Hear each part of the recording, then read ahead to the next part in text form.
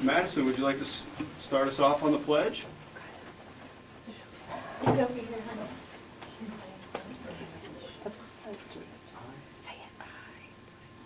I pledge allegiance to the flag of the United States of America and to the republic for which it stands, one nation, under God, indivisible, with liberty and justice for all. The first item on the agenda this evening, we actually have a public hearing, but what I'd like to do first is we have a student here that we'd like to recognize, particularly for her accomplishments. Her name is Madison Wallace, and she's a third grader. Come on up, Madison. You just stand right here next to me. Madison, her artwork was chosen for the school district report for 2014. It's on the cover of the report, something we do every year. And she submitted her artwork and was chosen to be on this report, which is available throughout the community. So your artwork is available, and people have this throughout the community. So it's pretty neat that your stuff is on the front of this document that people refer to actually for years. So we're presenting Madison this evening with a gift certificate to Barnes & Noble's for $25 and a congratulations letter. So congratulations, Madison.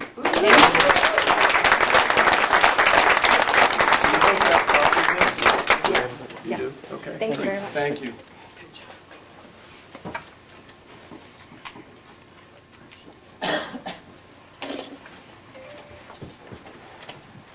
The next item is we're here to basically discuss with the public a recent bid approval for civil engineering services for the proposed parking lot that's across the street. And the board reviewed these bids, and they determined and awarded the bid to White Mountain Survey, and the cost for the bid was $15,700.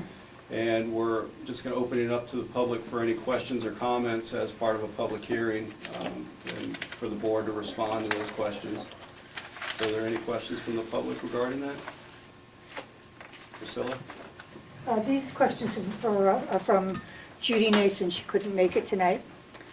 It was said at the last meeting that White Mountain had worked with Harriman on the conceptual plans. Does this mean we will be receiving the same plans again that the board's already paid for?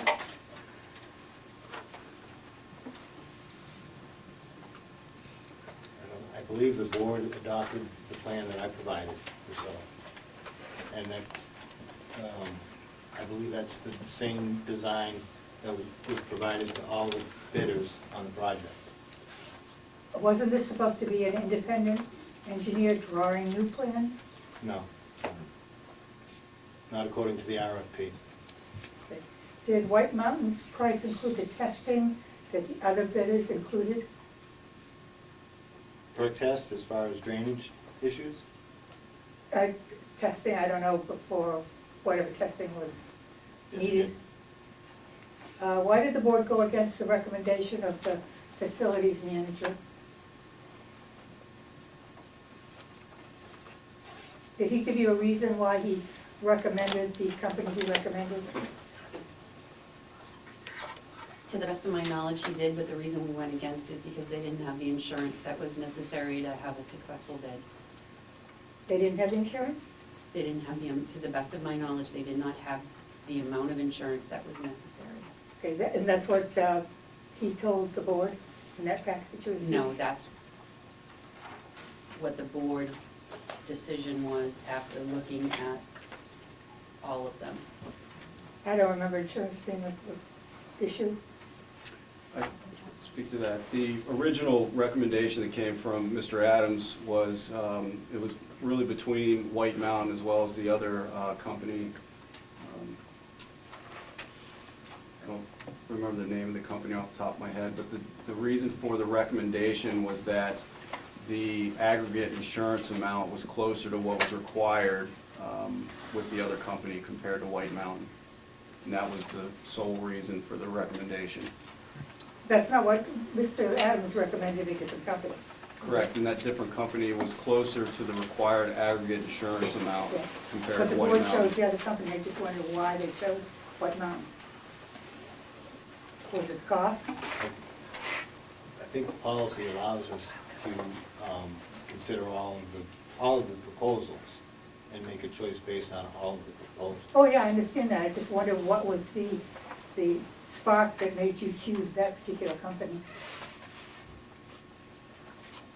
Could have been the cost, but I think, I would think that the idea of somebody who was involved in the initial process already has an idea that could have been part of the reason for the ability to provide a lower bid. Have any of the individual board members discussed the project or RFP with anyone associated with White Mountain?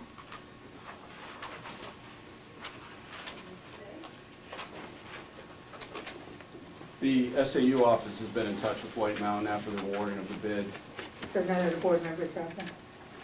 Do any of the board members have a past or present personal or business relationship with anyone associated with White Mountain?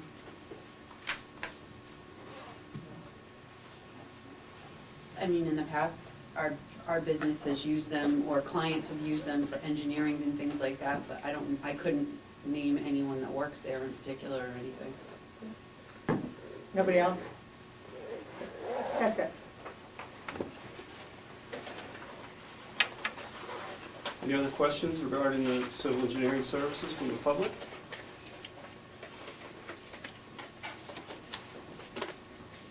Seeing none, we'll move on to the extra school board agenda.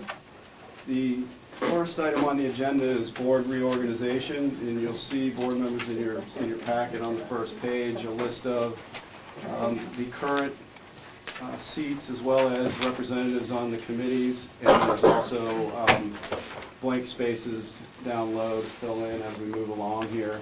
So our first seat is the chair. So do I have a motion for the chair? Make a motion to nominate Ralph Fogg as chair. Do I have a second? I'll second it for discussion.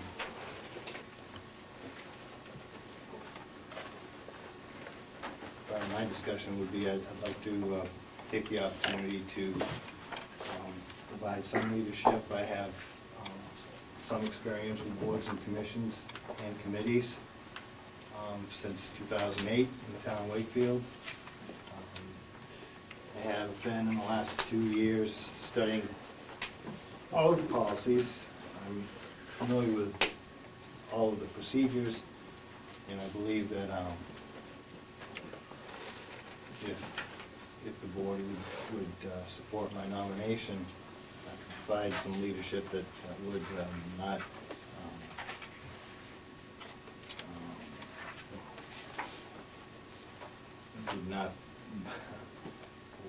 not act with any other direction than the best interest of the school district, the children, the taxpayers of the town of Wakefield.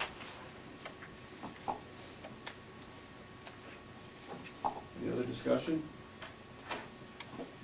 I have a motion and a second. All those in favor?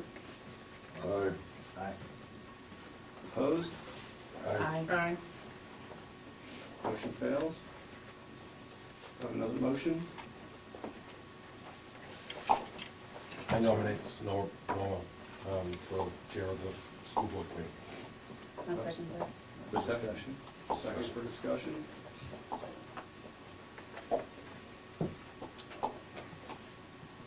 Norma, how do you propose to chair the board when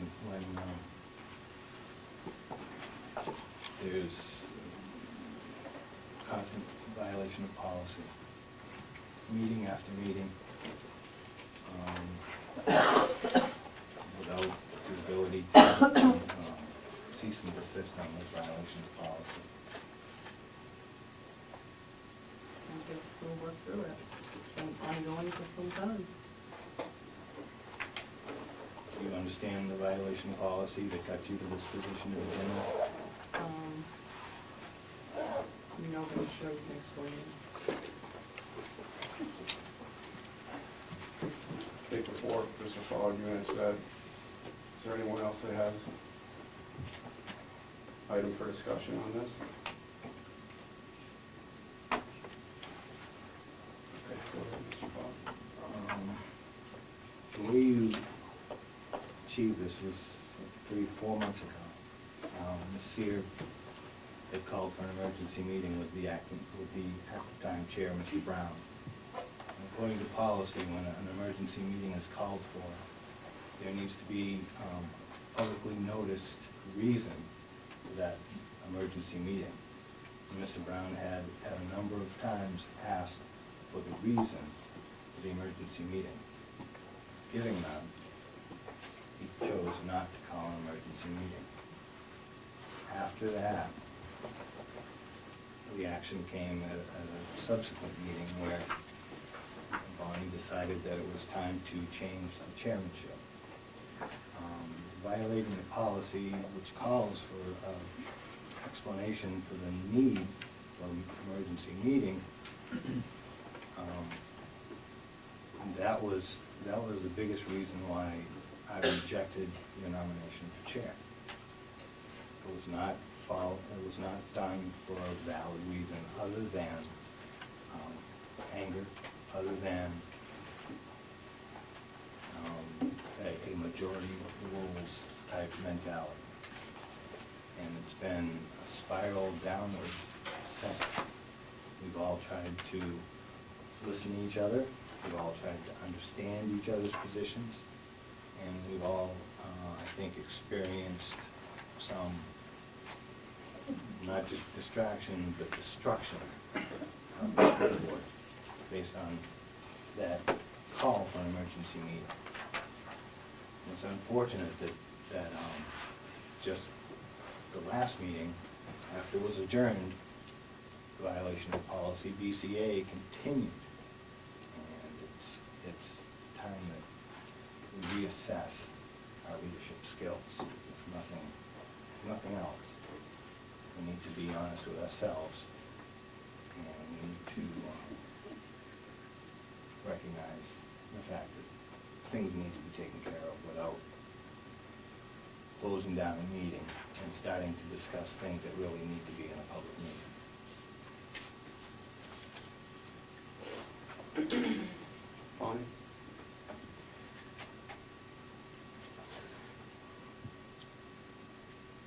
A few months ago, we were in discussions with, about the parking lot project. I am sorry that you feel or have the interpretation that the meeting that I called for had anything to do with other than the behavior of our chair at that point in time. I will not ever, ever be hollered at, told that my opinion doesn't matter, and be told that what I'm doing is illegal because I'm providing information and trying to get information out. Since then, Mr. Fogg, you are not, I am not your, you don't like me, you make it perfectly clear in public forums and everywhere else. How do you feel that I would have the trust in you when you say such horrible things about me? And I'm compartmentalizing them because I'm taking them from where they come from and I'm not gonna stoop to your level. And people won't tell me everything that you say because they know it will hurt me. But you know, something as simple as me being at the elections, volunteering for my town because I love this town and I love these kids. And you had the nerve to say that I intimidated people and that they wouldn't come to vote because I was there.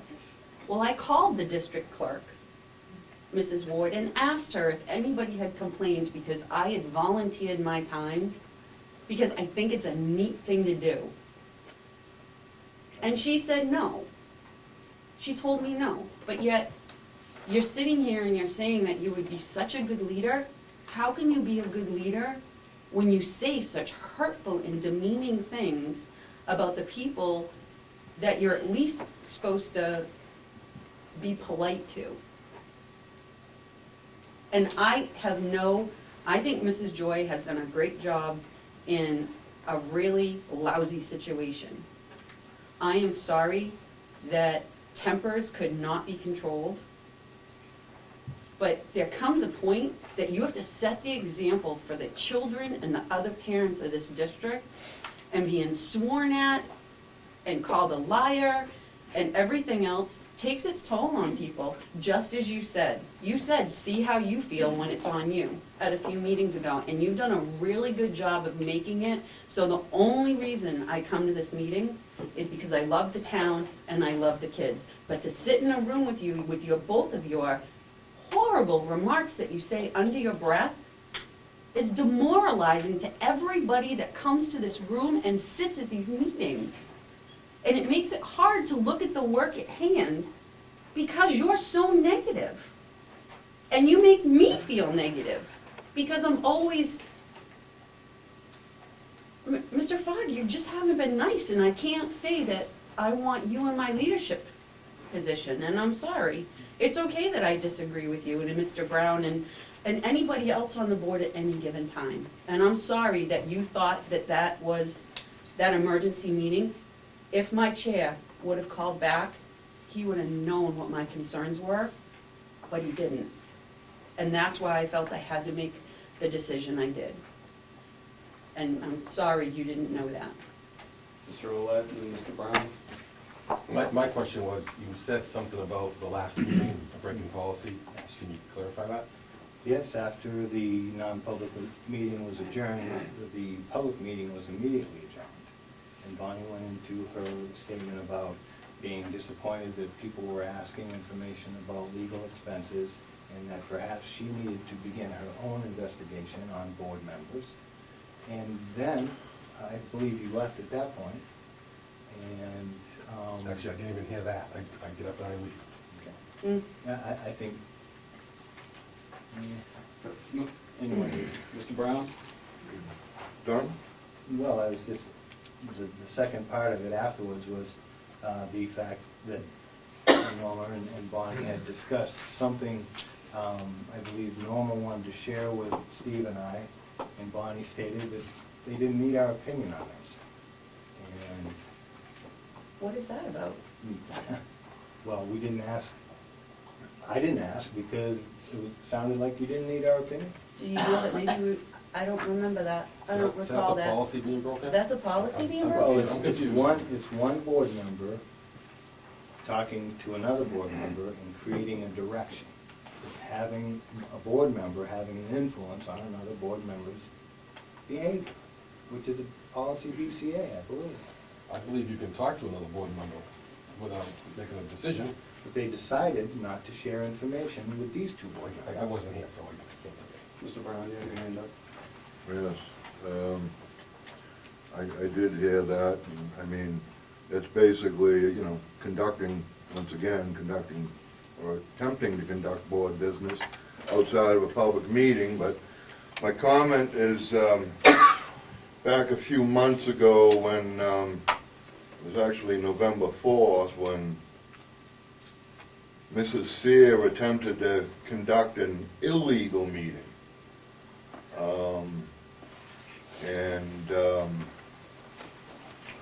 When that was called out on,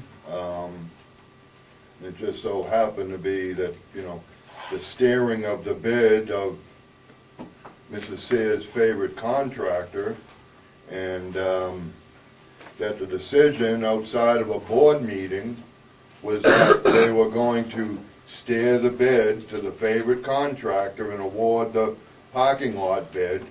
And when that issue was called out on, then there was an emergency, because there was an emergency to award the bid.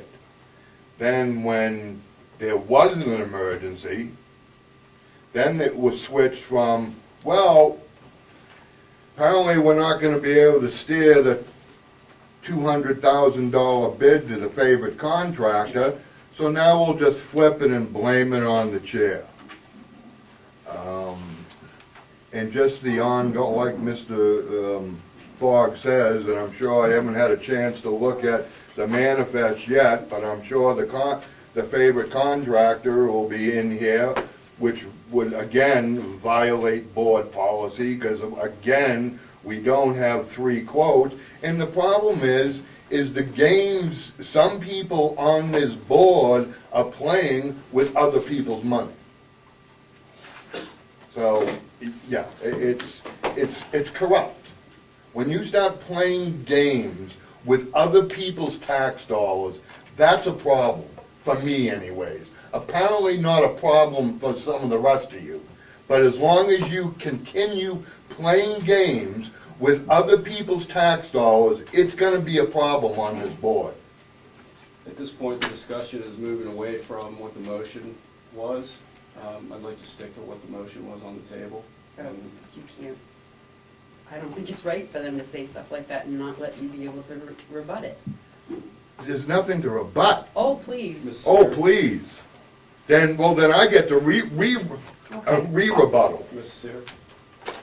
First and foremost, my favorite contractor is John Cia, and he wasn't bidding. I don't know who you're talking about for the other one. Out of all the bids, I don't know who you consider my favorite. The one you tried to steal the bid to. You know what? I'm so sorry that you have that perception. But providing information, my bid was for someone totally different than you assume.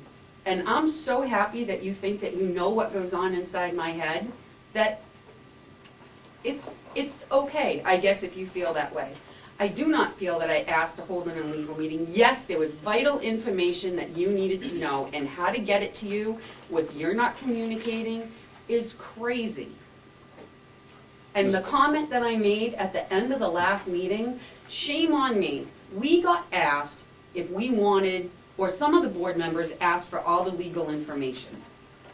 I stated that I didn't need the packet, feeling that I trust my administration. At the end of the meeting, and I apologize that this is when it struck me, at the end of the meeting, I realized that certain board members were checking to see if I had asked for legal to be called solely on my own, because I have so much power and authority that I don't even know I have it. And I looked at them and said, oh my gosh, you're checking on me. And I didn't think that I would have to do that, because I don't think that deceitful, backstabbing way. And I'm sorry, proof in point, I can't support you being chair because I can't trust you like you don't trust me. Mr. Brown? Like Mr. And then Ford Mr. was Fogg. doing. You were first. And then Mr. Fogg. Well, okay. As far as the illegal meeting goes, yeah, you did. And once again, we've all been, how many times have we all been to the New Hampshire School Board Association and requesting of the superintendent, if 3 board members can speak prior to a public meeting, is in fact the request for an illegal meeting, and the superintendent finally admitted to the fact that there was a request for an illegal meeting, but it was pretty straightforward. His answer was pretty straightforward. So there was an absolute request to hold an illegal meeting because a decision had been made outside of a board meeting on who the bid was going to be steered to, and I was told that the bid was going to be steered to the favorite contractor. Mr. Fogg? Bonnie, I'm sorry you assumed that I was checking on particular legal items pertaining to you and your behavior, but I can state that I still have a text from you asking me, before these bids were thrown out, before October 15th, you sent me a text asking me to sit down and have coffee with you. Mm-hmm. And I said, no, Mhm. thank you. Bob came to me after that, said, why don't you sit down and have coffee with Bonnie? Which tells me, Bob and Bonnie are talking about it. Norma tells me, why don't you sit down and have coffee with Bonnie? That tells me 3 board members are discussing the issue. So, why wouldn't I sit down and have discussions with Bonnie? It's because it's a violation of policy. If I believed that my proposal was independent, and I had to sit down and explain my proposal to Bonnie, I would consider myself violating policy by trying to convince Bonnie, whatever the discussion was. I was not about to put myself in that position. And subsequently to that, Bob, you told me that it appears as though you couldn't award me the bid because it appeared as if it was, it appeared as I if told it you was to do that? favoritism. Yes, you did. Never said that, Ralph. That is a complete lie. A lie. Never said that. Norma said the same thing. It appears as though. That's a lie. It's not a lie. It's a lie. Bonnie said the same thing at a Mr. public Olet and meeting. then Ms. Joy. And what you're talking about is me saying have coffee with Bonnie. I heard Bonnie ask you, and this was at News, I believe. Am I correct saying that? I heard you say it. You guys were in turmoil back and forth, wasn't doing much for our school board. So I heard her say that to you. You said no, so I came up to you afterwards and said, could you just have coffee with her? And you told me no. So how did she tell me that? Well, because your version of the event, you met me in the hallway before we went. No, it was in into the library, actually. Yeah. In the place of the meeting for the SAU, there's a hallway and then there's a library. We were all to go in there and sign manifest. You met me in the hallway and said, go have coffee with Bonnie. And that was prior to going in the same room with Bonnie. Now, is that a policy? You break a policy doing that? You're out Ms. of Joy. control. Out of control. Ms. Joy. I must say that I didn't know about the coffee chat. I did ask Ralph at some point in the conversation when he did call me to discuss what he did incorrectly on his bid and how going forward he could better change it. In the derogatory comments he was making about Mrs. Sear, I suggested that maybe they get together, sit down, have coffee, and air it out like adults. That's what I suggested. It had nothing to do with them two, because I had no clue. And that is when Mr. Foggs informed me that he had already been approached. And they had said the same exact thing. I didn't discuss anything with Bonnie and Bob. That had nothing to do with the discussion at hand. I said, maybe you guys should work it out because of the comments coming out of Mr. Foggs' mouth. Nothing to do with policy. So we have a motion on the floor, a second. Does anyone want to move the question? What's the motion again? The motion, I'm sorry, I'm Ms. Selden, sorry. go ahead. Bob, it's the motion where you nominated Norma for chairman of the school board. Bonnie did a quick second, Ralph then said second for discussion. I kind of remember that. So all in favor of the motion on the table? Aye. Aye. Opposed? Opposed. Motion passes. Madam Chair, I'll hand it over to you. Mhm. Okay, vice chair. I make a motion to nominate Ralph Fogg as vice chair. 10 seconds. I'd like to second for discussion. And that discussion probably goes right back to the same idea of policy after policy being violated. My only comment. Bob. What I like to say, Ralph, is I think you're a very smart guy. I think you know a ton of stuff about the town. But I do not see any leadership with you as far as running this board. And this was a very difficult board. I've sat on boards before. This is very, very difficult, and we're at turmoil every single meeting. We all feel like crap every meeting. And it shouldn't be that way. We should get along and do our jobs, what we're elected to do. Again, I said, you're a very smart guy. I think that you know a ton of stuff in the town, but I don't think the leadership is there at this time for you to take any of those positions. You know, social media stuff that you write on Facebook and stuff, it's just out of control. I mean, how can you be a chair or a vice chair for something like this when you continuously to do that stuff? I mean, it just gets out of control. That's just my opinion. I vote against it.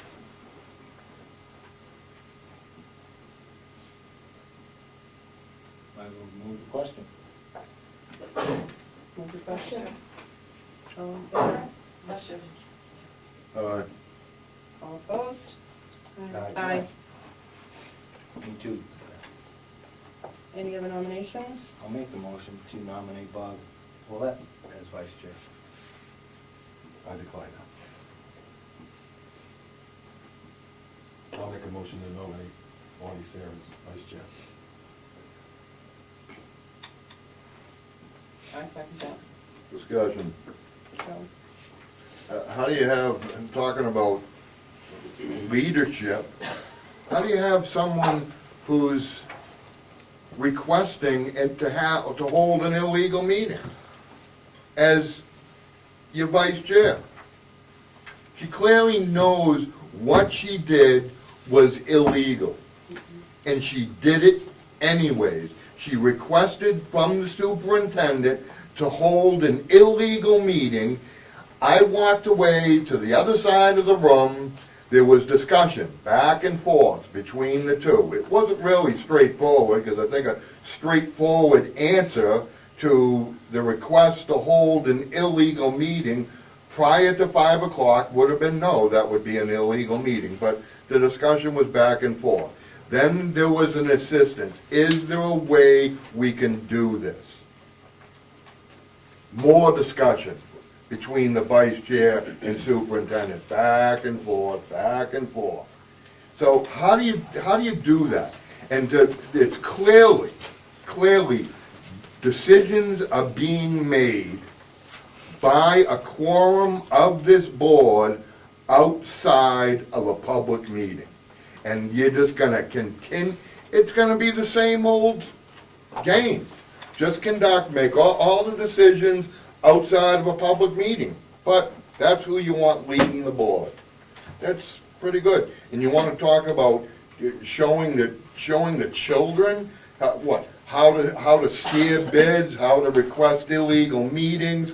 Oh, what's $200,000 or it's only $40,000, Mr. Brown. It's ridiculous. Other people's money is just being treated as, oh well, it's other people's money. There's no concern about other people's money, and I have a problem with that. So I will be totally against anybody who could be requesting illegal meetings and steering bid staring, which is corrupt. It is corruption, and just conducting board business outside of a public meeting. Bob? The meeting never happened, in the first place, so it was no illegal meeting. It was asked, Mr. Tercey, if something could be talked about. It's his job to tell us, yes, on any issue that he has more knowledge about than us. As far as 3 board members getting together after, that's your opinion. That never happens. I don't talk to anyone at all during the week, so if you're talking about me, that never happens. I don't take any phone calls from either one of those two at all. The only person that used to call me all the time was you, and that doesn't happen anymore either. And so if you're talking about getting together and having a discussion on things, never happens. So that's your opinion. Mr. Brown? During the request for the illegal meeting, and granted, I didn't state that the illegal meeting occurred because I wouldn't let it occur. I walked away. And when, after the insistence on, is there a way we can do this, Mr. Tercey, and the back and forth, you walked over to the other side of the room, and you told me that you and Bonnie had been talking, and that you were going to steer the bid to the favorite contractor. That's not And true. That's a lie. Complete You- lie. the two of you are liars. That's a lie. No, it is not. Complete You're a liar. That's Mr. Adams, he was there. That's Mr. Adams. He walked in after. You were with me. No.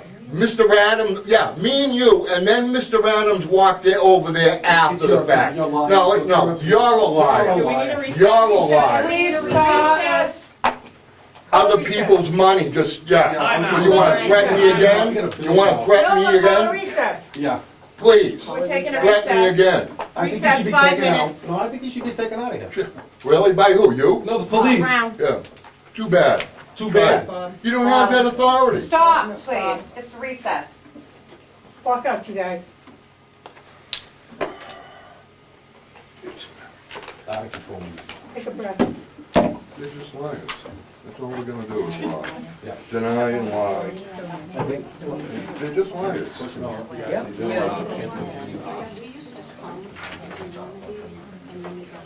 Other people's money doesn't even matter. $40,000. What? It's other people's money. Next work.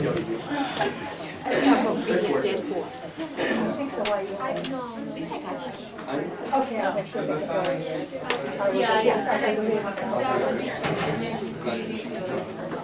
when you're in a public meeting, you're on camera. I think I remember having If you're in a a public meeting, I just remember.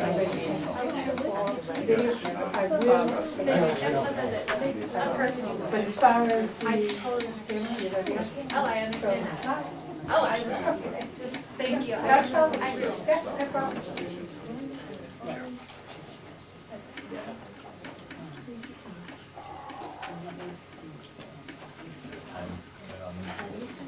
Said 5 minutes. Quarter of Norma? Yes.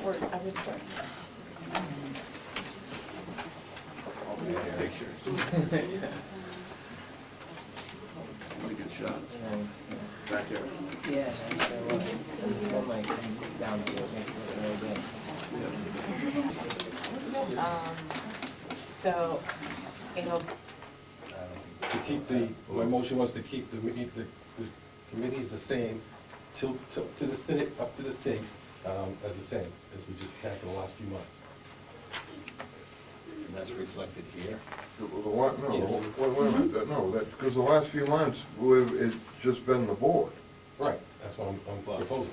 But then, it doesn't show the policy committee. I think the policy committee and the facilities committee are the specific ones that had all of us members of the board as, discussing these issues as a board. Yeah, I'm talking about these committees that are on this page. Well, That's the same.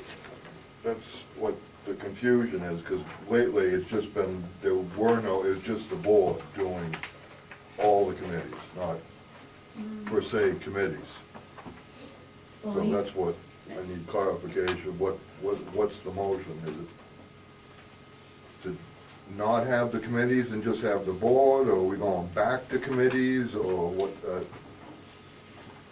Bonnie? Be clear. What I seconded for was what Mr. Olet had said, was that the committees listed above would stay the same, and that policies and facilities would stay the same as it is, that it would be the 5 of us for those 2, and then the rest would be the people that are already on this list, is what I seconded. That's what my personal interpretation of what I was seconding was. That's correct. Ralph? Is there still a grant review committee going on? What happened to that? Work? Why not? Because when we took everything out, we took out the review committee as well. Can we bring that back into being? I mean, what was wrong with that? Mr. Brown, Who took out the grant review committee? when we made the vote, it was dissolved with the other committees. Oh, well, okay, then I would, then So I'll, we missed that meeting. I'll make a motion that we put the grant review committee, back in place. Because I think that's important. We have to finish the motion on the floor.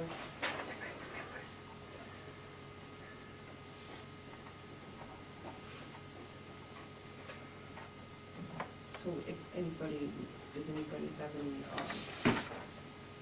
Anybody not want to be on these committees, the way they stand now? Or these, does anybody not want to be these representatives, the way they stand now?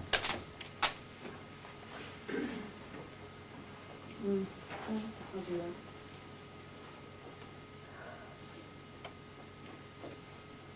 You still want to be the alternate for the budget committee? No? Yeah, that's fine.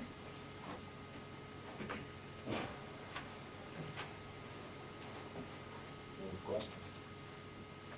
Any motions? We have a first and a second. All in favor? Right. Aye. Aye. Mr. Brown?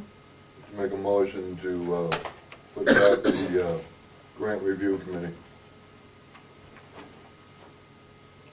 Second. I'll second that for discussion. Go. I think it's important that we maintain that committee, and I'd like to volunteer on it. Okay. Any other discussion? I'd like to volunteer also for that. All right. All in favor? Putting the grant review committee back in place with Ralph and Steve sitting on the committee? Aye. Aye. Aye. Aye.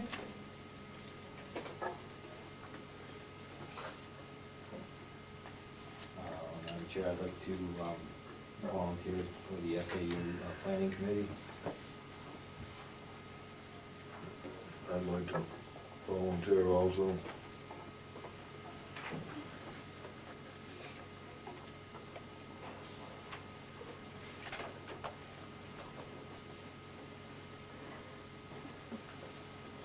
Make Mrs. Seer? a motion. I'll second the motion. Bonnie? Is that something that should be the whole board?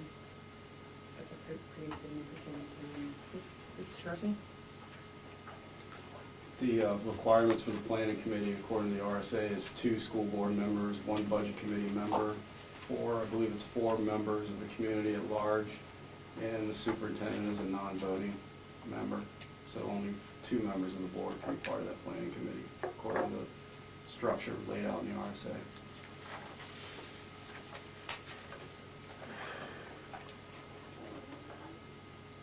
Any other questions? Okay, we'll move the question. All in favor of having Ralph and Steve on the SAU planning committee? Aye. Aye. Aye.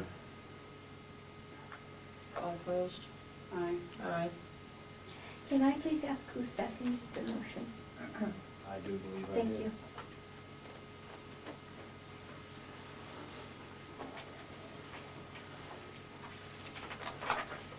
And Ralph, what was your vote on that, please? Bob, what was your vote? I vote yes. Thank you.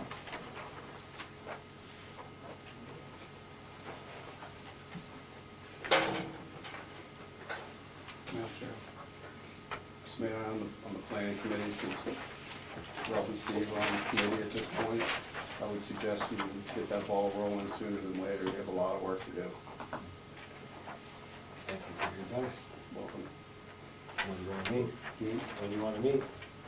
We need to have a conversation with the town as to who's going to be on that committee. Once that committee's set, just let me know. Does the moderator do it like, does he pick the 4 people and that? I'm not sure if it's the moderator that chooses, but I believe it would be, because he would have to. So maybe, should you contact the moderator and ask him to appoint 4 people? I would recommend the board does it. It's really the board's planning committee. I'll give it Right. Is Mr. Sager still on moderator? Yes. That's one in. Ms. Willett? My question is, between Steve and Ralph, want a chair for that? Should be a chair for that committee? The committee will determine. I don't think so. I think once the committee's. I mean, there's only 2 on the right now. Committee determine.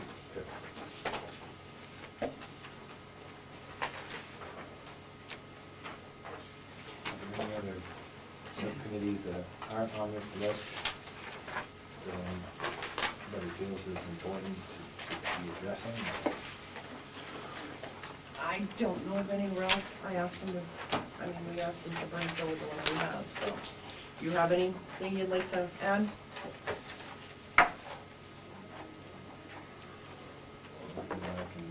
Nothing that stands out. I guess. Well, actually, we used to have the Transportation Committee. What was the reason behind you being, need that or something? There's a reason behind. No, I think it just went south with the rest of them.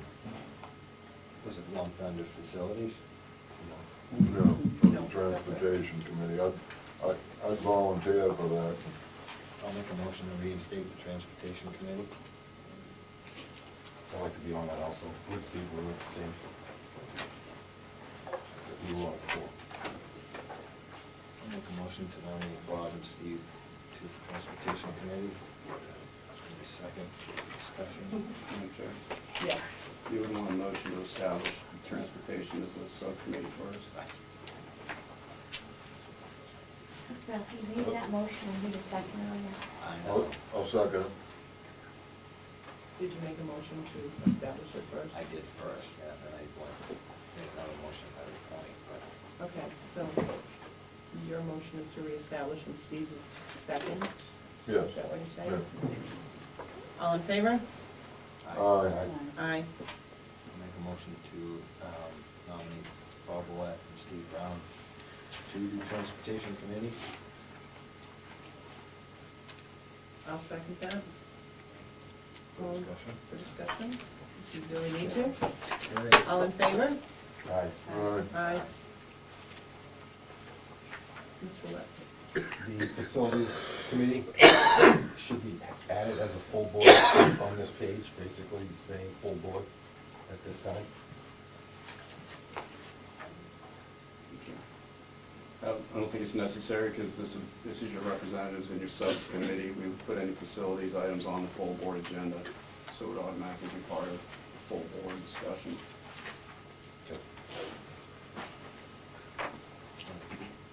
Go ahead. For clarification, the same towards policy.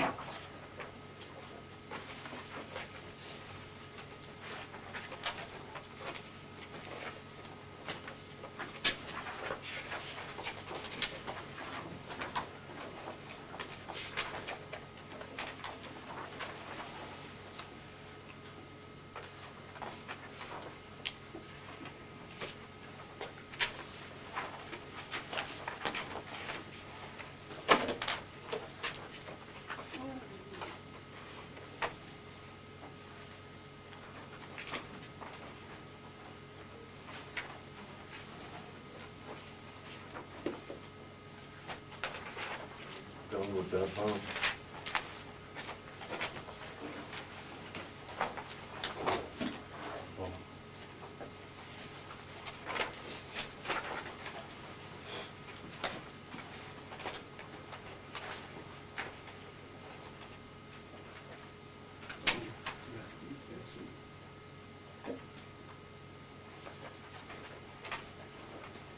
I put them back over there.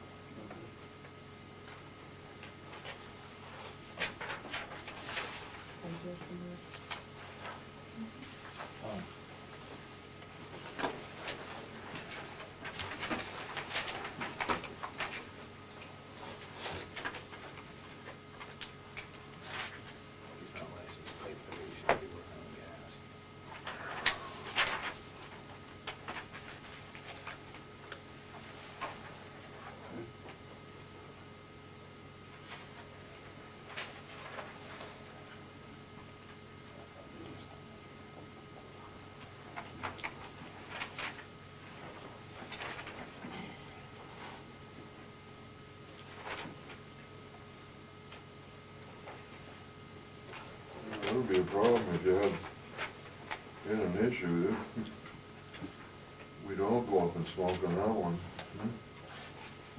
But, yeah. Well, with a preferred contract, you can do whatever you want.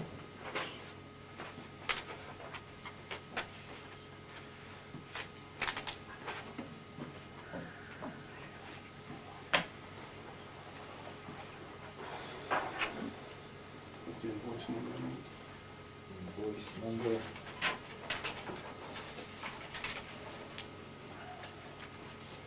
Sorry.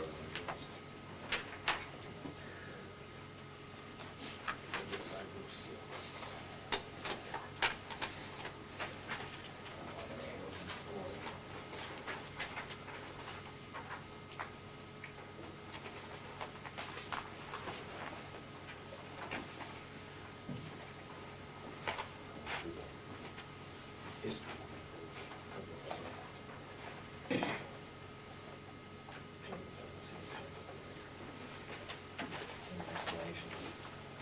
At one point was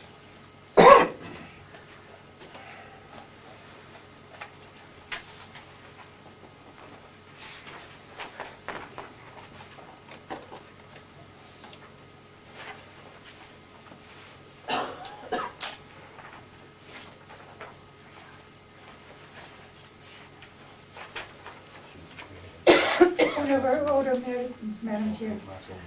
Members have to speak loud enough for the public to hear them in a public meeting. Ralph, try to make it so they can hear you. what? You need to try to make it so they can hear you. I've been muttering under my breath because I'm thoroughly disgusted with what I saw. Sorry about that. Well, you have to say it out loud. I'm thoroughly disgusted with what I saw.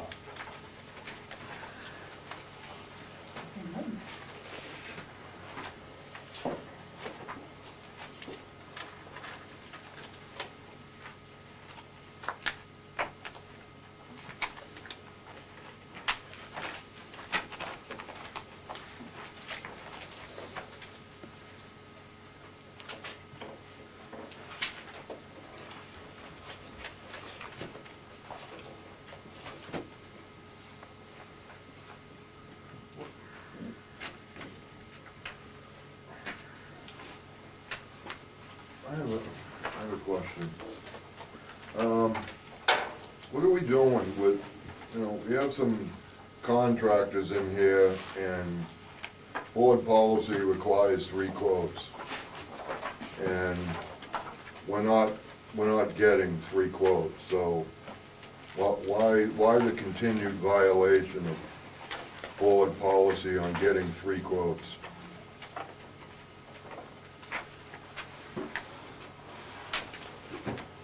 It's possible that the job was under the bidding requirements of $3,000. Policy states even if it doesn't go out to bid, you're supposed to get 3 quotes. And now it looks like someone could be doing work that they legally cannot conduct in the state of New Hampshire, but they are conducting that work here at the Fall School. So if something should happen, there's going to be an issue, and once again, the taxpayers will be put at risk. So I'd like to know why, once again, board policy is not being followed on that.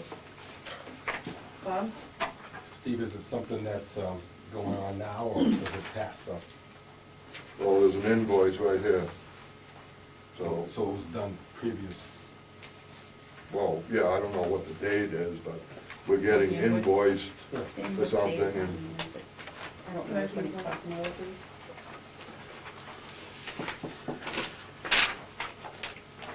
I don't know, he's not the one who's gas. So Oh, okay. he's but- not- But that, That's kind of important. okay, but the board policies says you're supposed to get 3 quotes. Do we know if there was looking?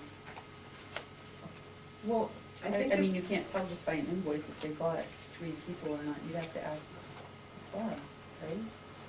Yeah, was it something that would fall under repair and maintenance? Probably, It was no heat in one of the classrooms. I don't think Yeah. that we should be crawling around. We should get somebody in here to repair it.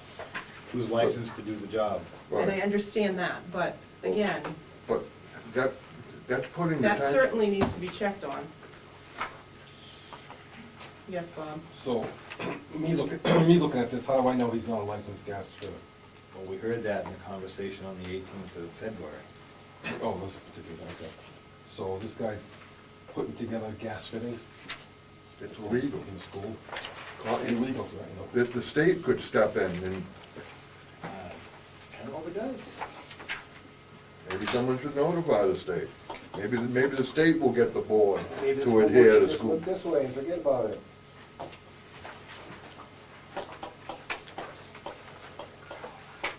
It's only policy, only law.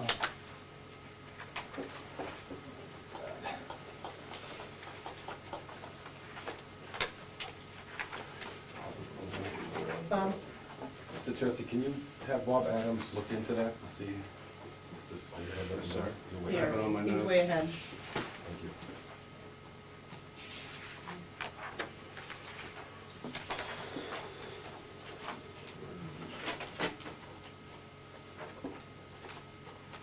Any other questions on the manifest?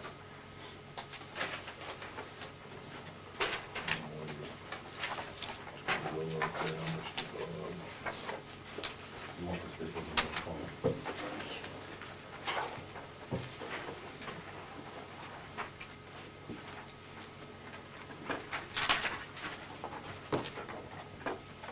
Any motion to approve the manifest? I'll second that. All in favor? Aye. Opposed? Opposed? Opposed?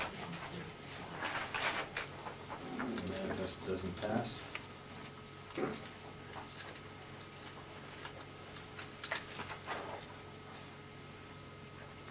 Is that because of that one, Got one invoice? if we can, I want clarification on that. It could have been done. well, that doesn't mean the rest of the people shouldn't be paid. Good point. Can you make Good point. a vote? Doesn't mean the rest of the taxpayers need to be at risk. No, we're talking about I one issue. didn't Rob. say that. Please don't put words in my mouth. That is my opinion. I'm expressing my opinion. I didn't put any words in your mouth, Bob. I just asked if we could pay the rest of the bills Aside from that one aside invoice. from that one. Get a motion? I'll make that motion, other than that particular. Invoice 2967. The motion would be to reconsider the previous vote. My vote, I'll reconsider my particular vote on that one and make a motion to make a motion on that particular invoice only and approve the rest of the manifest. I'll second that. All in favor? Aye. Aye. Opposed? Yes, Mr. Brown? Can, clarification what the motion is? Get all of the invoices except for that one invoice. That will have Bob Adams check into. So, first you gotta go to a motion to reconsider the previous vote. I did. You did. And then you have to go back and then, I'm opposed to it, it's not gonna be done right. I thought Did we you do did. that correctly? Bob, did you make a motion to reconsider? I did. Okay, and Beth, do you have those down correctly? Yeah, that Bob reconsidered his vote, and he continued on to the motion to pay all invoices except for the one in question. He kind of did it in one fluid. Does it have to be two I think it has to separate? be two separate, is what Steve was saying. Because not one person can Right. reconsider their vote. Okay, so we need It's to the have. vote of the board that has to be reconsidered. Okay. So should we go back and, go ahead, Mr. Tercey. Keep in mind, trying to follow Robert's rules to a T can sometimes impede the progress of the business of a board. Just want to make that comment.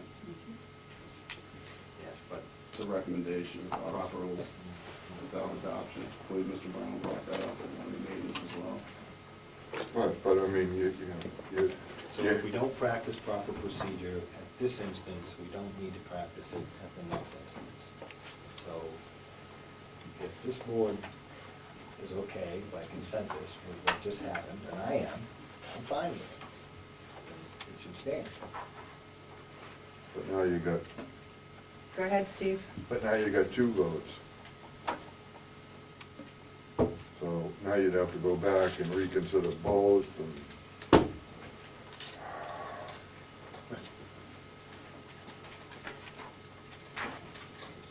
Is there a general consensus on paying the manifest, with the exception of the one invoice? Yes. Yes, thank you. Ralph? Yes. Okay, Against the procedure, not against, yeah. okay, I also oppose. okay. Moving on, minutes of the last meeting.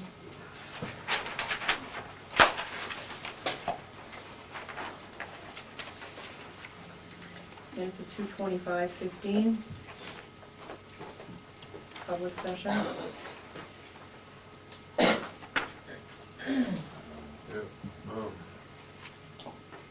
The visitors, that's Nason, not Mason. Thank you. NAS7? Yes. Thank you.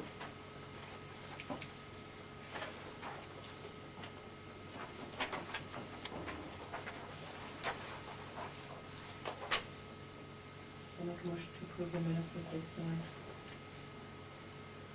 And can you do it as amended so I can get it? Oh, as amended, sorry. Thanks. I'll second that. All in favor? Aye. Aye.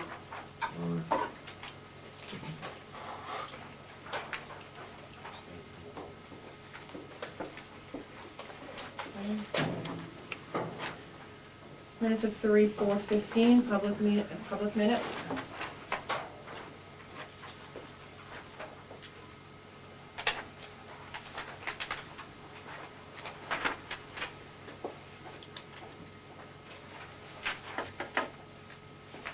Talking about the public minutes. Public minutes.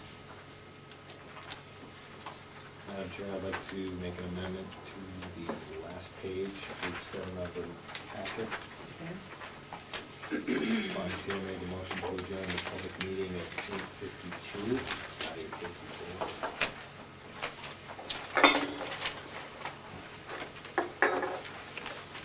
I'm sorry, what time? 8:52 is immediately after the motion to adjourn the non-public meeting. Okay.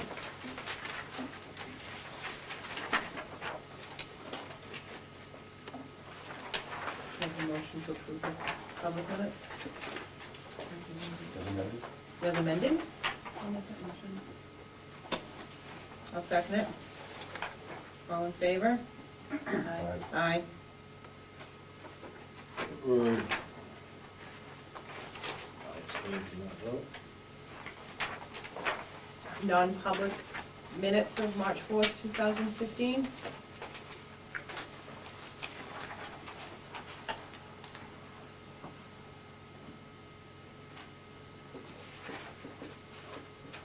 Make a motion to approve these minutes. I'll second it. All in favor to approve the minutes? Aye. Aye. Aye. Public comment? Yes. I'd like to ask the board to change the procedure. When you come out of non-public, can you open the door and let the people in the hallway back into the room before you entertain a motion to adjourn the meeting? We can do that. Okay, appreciate that. And I'd like to know how your surplus money is invested. Because I looked in the school district report to see how much interest you'd made, and it said 0. So I just wondered how you invest that money. We'll have to get back to you on that one. Can I get that answer emailed to me? Certainly. Okay. And I just saw the calendar in here, and I wondered if the chair of the board and the chair of the joint board were a part of the conversation and preparation of that calendar. I was not. I was not. So you were ignored again. Thank you. Thank you. Sandra? Sandy Johnson, I'm speaking as a resident of Wakefield. I'd like to make a suggestion for the parking lot, since the warrant article for the money was voted down.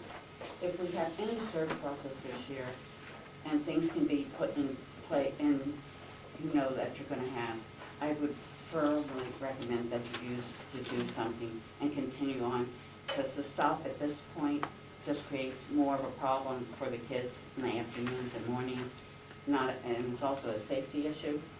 And with Article 9 having been defeated, and I assume that you're moving on to withdraw from this year, I'd like a better, I haven't heard a good comment of why, or reason why you're withdrawing, and I'd appreciate that. And on the planning committee that you just voted in, is that part of the withdrawal committee that you're looking for? Yes, the planning committee will be part of the withdrawal committee. Ralph? During the public hearing on the award of the bid, did you declare the balance in the existing fund?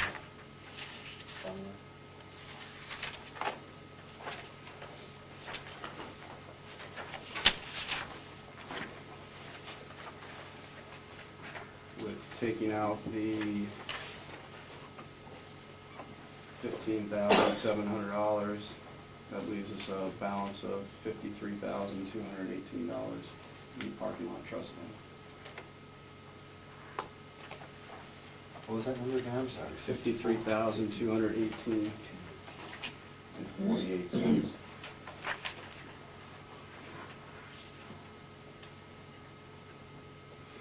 Okay. Administration?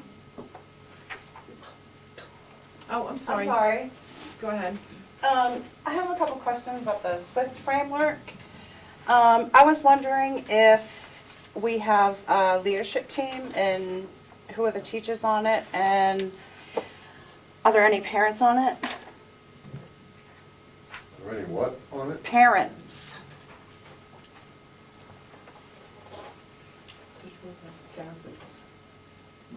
Go, Mr. Gardner. Currently, the leadership team is part of our curriculum instruction assessment team. Myself, Mr. Byrne, Ms. Levitt, Ms. Kuehl, hang on, gotta pull them all up. Ms. Frothingham, Ms. Bonavie, Mr. Roberge, Ms. No, Ms. Hawkins. Ms. Huckins, yeah, Ms. Huckins. I do a request out to parents, for parents to be on that leadership, They're supposed to, according to, and that's what we're doing right now. so there aren't any parents on it right now, or are you sending Not out currently. requests? Not Okay. currently. Have you established, like, your vision statement? We haven't, the teachers submitted their, what they saw as the vision for the school. Okay, and are we gonna have access to any of the information about it, or soon? Soon. All right, thank you. Well, Is the school board gonna have any access to this information? Madam Chair. Mr. Gerson? Once the visioning work is done within the building, which is specifically to the staff's vision around the 5 domains within SWIFT, the board will receive a presentation regarding the staff's visioning work. You'll have full access to that. Thank you. Mr. Brown? Michael, are you referring to the Wakefield Weekly of February 13th? Is that what I just heard you discussing? Rick 13. Is that in the packet here? No, that one got, So, Yeah. what are you referring to? here at the Paul School, we have a curriculum instruction and assessment team, which Yes. consists of faculty members, administration, and the district curriculum coordinator, This diverse group makes recommendations to the principal and assists in decisions about teaching and learning at our school. The team meets twice weekly, the second and fourth Tuesday of the month, for an hour. We are looking for 2 or 3 community members who would like to join in helping us move a shared vision forward. I'd like to certainly volunteer for that, and I'd like to know where the board makes the decisions on this. Why was the board never notified of this? Mr. Tercey? The actual joint board was notified of this structure when I believe, the 3rd month that I started, that we had CIA teams in all of the buildings within SAU 64 and what the configuration was of all of those teams. So the board was informed, and specifically to building level. It hasn't ventured out, and Mr. Gregoire is attempting right now to get parents of current students as part of that CIA team. So the board was notified of the organizational structure of our leadership throughout the SAU, specifically at Hall School as well. So is this, so curriculum, instruction, and assessment will be set up, if you will, or I'm sorry, will be decided upon outside of a board decision? Is that what you're saying? That's correct. So the board doesn't make these decisions anymore? Not of who's going to be on that CIA team, and at the building level, decisions that are specific to the operations of the school that do not require board approval, nor is it required to actually have a board member on a building level committee that's making everyday decisions of what's happening in the facility. On curriculum, instruction, and assessment? Correct. The large topics that need board approval or board discussion or presentation will be brought to the board. For a board decision? Correct, if necessary, if it's an action item. Most of the items will come to you, there will be information. If it needs to be action, you'll get that notification and what the presentation will be on, and I'll ask for board approval. But you just said that we don't decide curriculum in this building. That's not what I said. I said you don't, the curriculum instruction assessment team is the leadership team of the building that makes daily decisions around curriculum instruction and assessment. However, the adoption of curriculum, which the teachers are diligently they're working on currently, will come to the board for approval. All right, and when are these meetings? Tuesdays Second and fourth Tuesdays, what time? at 3:30. 3:30 here in the library? In one of the teachers' rooms. But it says so you'll be able to come in and I can find out where it is and my intent to attend. I don't recommend that, Mr. Brown. Well, I'm a community member. It's not You part have of to the be team. voted on that board or chosen. I have a question, sorry, but Go ahead. how do you get on that leadership team? My wife has actually been contacted about it, but who is privy to be on that team and who is not? Mr. Tercey? And can who you makes answer those that? decisions? Go ahead. Yep, I believe Mr. Gregoire was looking for 2 or 3 parents to be on that team. We would not like that team to get very large due to efficiency and effectiveness of smaller groups. So I'm leaving that at the building level decision as to who is going to be on that team. So whose decision is it ultimately, who gets on and who doesn't? I'm leaving that up to Mr. Gregoire and his CIA team. Very good.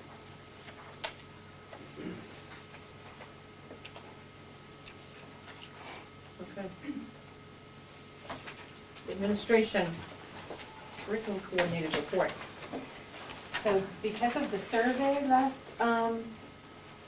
in the last board meeting that I attended, I gave you a survey of what the teachers, how long the teachers needed still to complete their curriculum units. And due to that, we have 3 weeks designated in the summer for curriculum work. I actually presented at the focus and priority meeting on how curriculum instruction and assessment all fit together to move student learning forward. And I continue to meet with teams to look for the implications. We actually had some data meetings here at the school on the implications of instruction after we looked at the student data.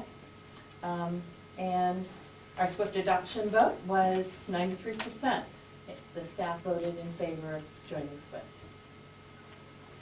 Any questions? Ralph? At the board level here, we discussed trying to bring back the idea of teaching kids cursive writing. Is there any room for that in your curriculum development? Cursive writing is taught in 3rd grade. Thank you. Steve? It's only one grade it started? And it continues on throughout. I don't think that's accurate. Both my boys are in 5th, 6th grade, and they do not know cursive. They don't even know how to sign a name. In cursive, that's the correct way to sign your name. Correct. They just mark X or? They print it. We've taught them, ourselves, but they're not learning in school. Ralph? Didn't we have a discussion at the board level about bringing back cursive writing? It's my understanding that we were going to be teaching cursive. And Ms. Wilson just indicated to us that they're teaching it, so Mayor, please. remember that these curriculum units are being written now for all of the discussion that you did on the new standards from adopting the Massachusetts standards. So they are included in the units that they are now writing, those units. Bonnie? So I'm asking you if I'm understanding this, and I know that the situation with cursive is that it got kind of pushed aside and then it was taught, but, so at this point in time, the curriculum that you're working on does not necessarily mean that the curriculum being taught today meets those standards. Because they're changing them? I'm just trying to understand. I'm saying that the curriculum that has been implemented before, Mm-hmm. we started to rewrite the curriculum, may or may not have had those standards in them. Okay, that's what I thought. Mr. Fogg? I think I read somewhere recently where we're supposed to be instituting the Massachusetts standards of 2013. And isn't that the year that Massachusetts adopted Common Core standards? And hasn't their achievement levels dropped since 2013 when they adopted Common Core standards? I'm sure. The current curriculum work is based on the 2010 Massachusetts standards. So I'm not sure where you read 2013. It's actually 2000 to 2004. Mhm. Those are the curriculum standards that the board has adopted, and those are the ones that the teachers are using for their curriculum units. So prior to It's prior 2010, which to is the- when Massachusetts adopted Common Core. Correct. So if I brought a piece of paper that said 2013, that I'm just imagining that I'm reading 2013. I thought it was 2013 myself. Those are not the standards that have been distributed to the teachers in order to write the curriculum units. The standards that have been distributed to the teachers have been the 2000 and 2004 standards from the Massachusetts archives. And I can guarantee that the teachers that are in this room would attest to that as well. Mm-hmm. I only see a couple heads nodding. Yes. Steve? When is the board gonna vote on SWIFT? Mr. Tracy? Again, it's a building level decision for support that they feel that they need in order to move the school forward, keeping this at a building level. Hence, the vote for the staff to participate in SWIFT at 93%.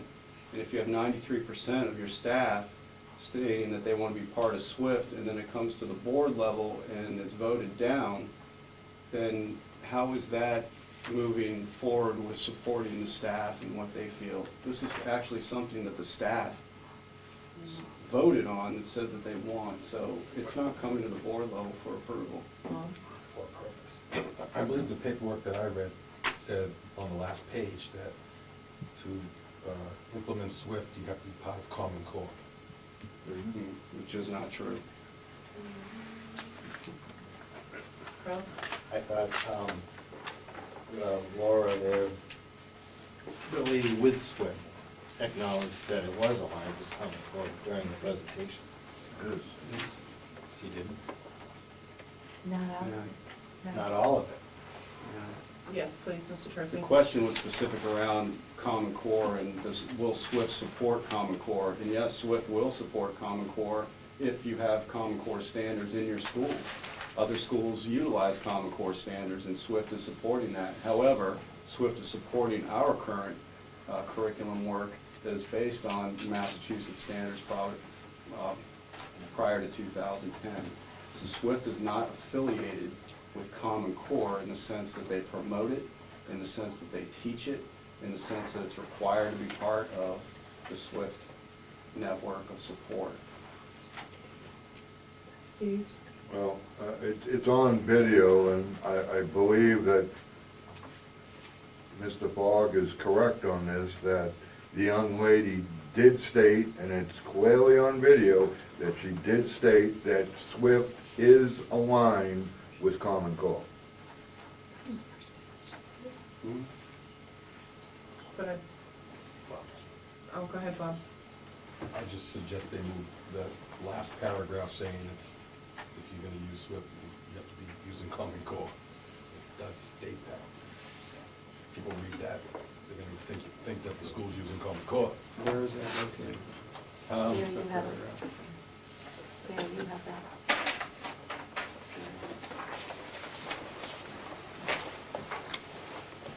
Can you say it? Last page. Last page. Page 10, number 10 or 11. May I have this, Ed? Yeah, it wasn't mine, it was somebody else. Mary, may I have this? Do you want Did you pull this off the website? it? No, you can have it. It's okay. Thank you. You can keep it. I'll get it back. No, you can have it. I can print another one. Thank you. Cost you though. I'm sure. Ralph? So I'm just, because I know that Smarter Balance Assessments, they state that they're aligned with Common Core. Page 7 of 92. SWIFT has stated that they're aligned with Common Core, and the school board has rejected Common Core. Does that mean the administration doesn't support what the school board is asking? What does it mean? How are we disconnected? Or are we disconnected?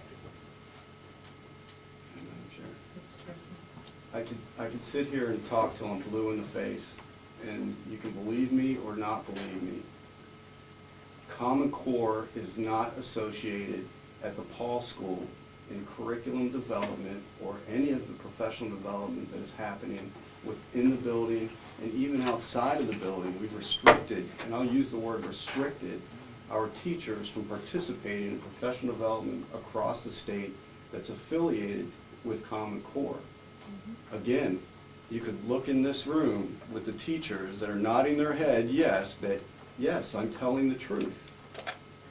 So there is no breakdown of expectations that this board has established around Common Core within this building.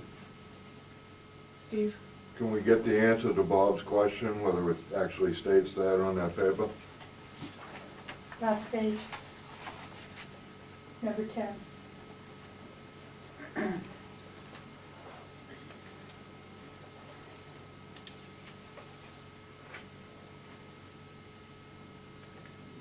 I see it after you look at it, please? Does it say it that way, Mr. Tracy? Framework includes the use of Common Core standards, assessment, and curricula. Yes, it says it, second talking point, number 10. That confused me. So for Paul School, they should amend this because it's not applicable. Is that the same document? Is this? It's, well, you probably, but maybe, This one. Second talking point on 10. So, Ralph? wouldn't it be easier and less confusing to the school board if there was somebody sitting in these meetings and listening and maybe coming back to the school board with the information that we're not getting? And how can we have any comfort level without firsthand knowledge? I mean, is it impossible and unacceptable to have a school board member sitting in this assessment, whatever you know? Bonnie? I'm sitting here and I'm listening to everything. I have faith and trust in our administration and our teachers, and I think that they're gonna come forward. I think that it's inconvenient that some of the topics that are on the internet aren't necessarily geared specifically to Paul's school, but I think that they listened to us, and I think that it was a difficult, I don't think it's necessarily an easy transition to go against the grain of what everybody else is doing. But I have faith in the administrations and the teachers in this building that they're doing a great job, and they're working on what's best for the kids. And I asked the question of the SWIFT people. I called and said, we don't do Common Core, we're not aligned with Common Core. Are we still going to be able to fully utilize your services? Is it going to be a good program for us? And as the same answer we got before, yes, it doesn't have to be Common Core. They're there to help the educators. It doesn't have to be a Common Core program. And I mean, unless they're programmed to tell that story when they answer the phone. I mean, I did go out, I did reach out to them, and I did do my homework on this, and they're saying the same thing that our curriculum coordinator told us months ago when we asked about this. You don't have to be teaching Common Core curriculum to be able to utilize the SWIFT program. Mr. Tercey.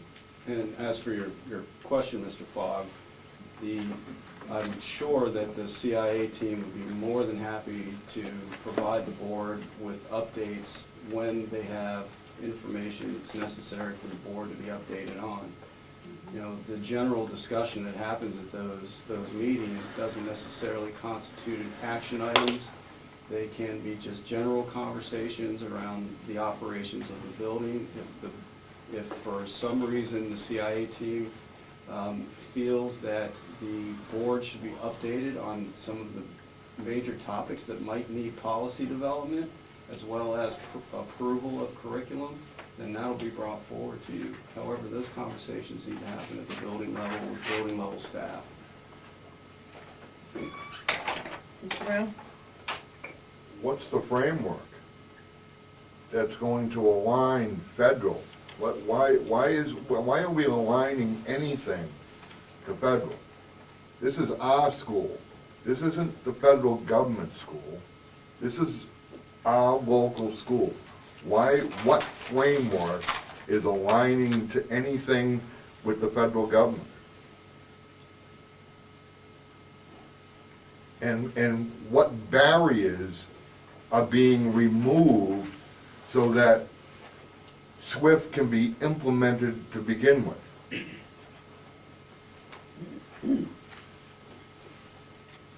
I have no comments, Mr. Brown. We've been through this conversation over and over again when it came to Common Core and Smarter Balance. I understand your opinion, and I know where that is and where you stand, and It's right here in black and white. There's barriers and there's a framework. I'm not going to engage in conversation or debate around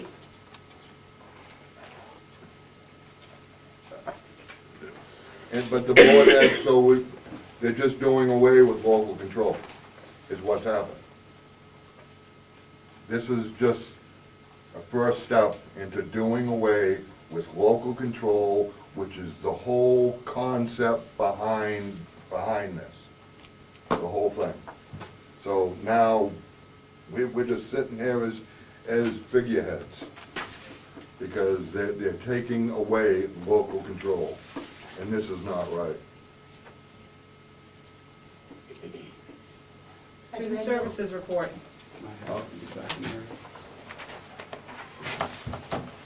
So later on the agenda, you'll see a second reading for the preschool, the tuition expenses for non-disabled preschool students. Excuse me, and also a draft letter for your review that, once the policy is approved, will be sent home to the current non-disabled students at the preschool. We had our second special education retreat on February 11th. We worked on developing protocols and tools to facilitate communication during teacher consultation, collaboration, and we developed some action plans on working together to develop some common accommodations and modifications for the curriculum work that's being done. You have your enrollment numbers there. And are there any questions? I just have one. Could you, how many are 3-year-olds and how many are 4-year-olds going into kindergarten so we can kind of know what we have for availability next year? If you don't have it, you can just. I'll even, I think I have it. I'm curious. All right, it's right on here. So in the PM, 4 non-identified, 6 identified. The PM program is the 4-year-old program. Oh, it is. I yeah. thought they could go to either. No. Oh, okay, I'm sorry. That's my misunderstanding. We've had a lot of referrals, so we might not have very many openings for non-disabled students. Steve? And what's the school over in Laconia that we utilize? You're talking about the transportation expenses? Mhm. It's not a student that's identified with a disability. So, well, it is, but that's not why the student's in Laconia. I think beyond that, we'd have to discuss it in non-public. Right. I was just looking for the name of the school. It's a public school.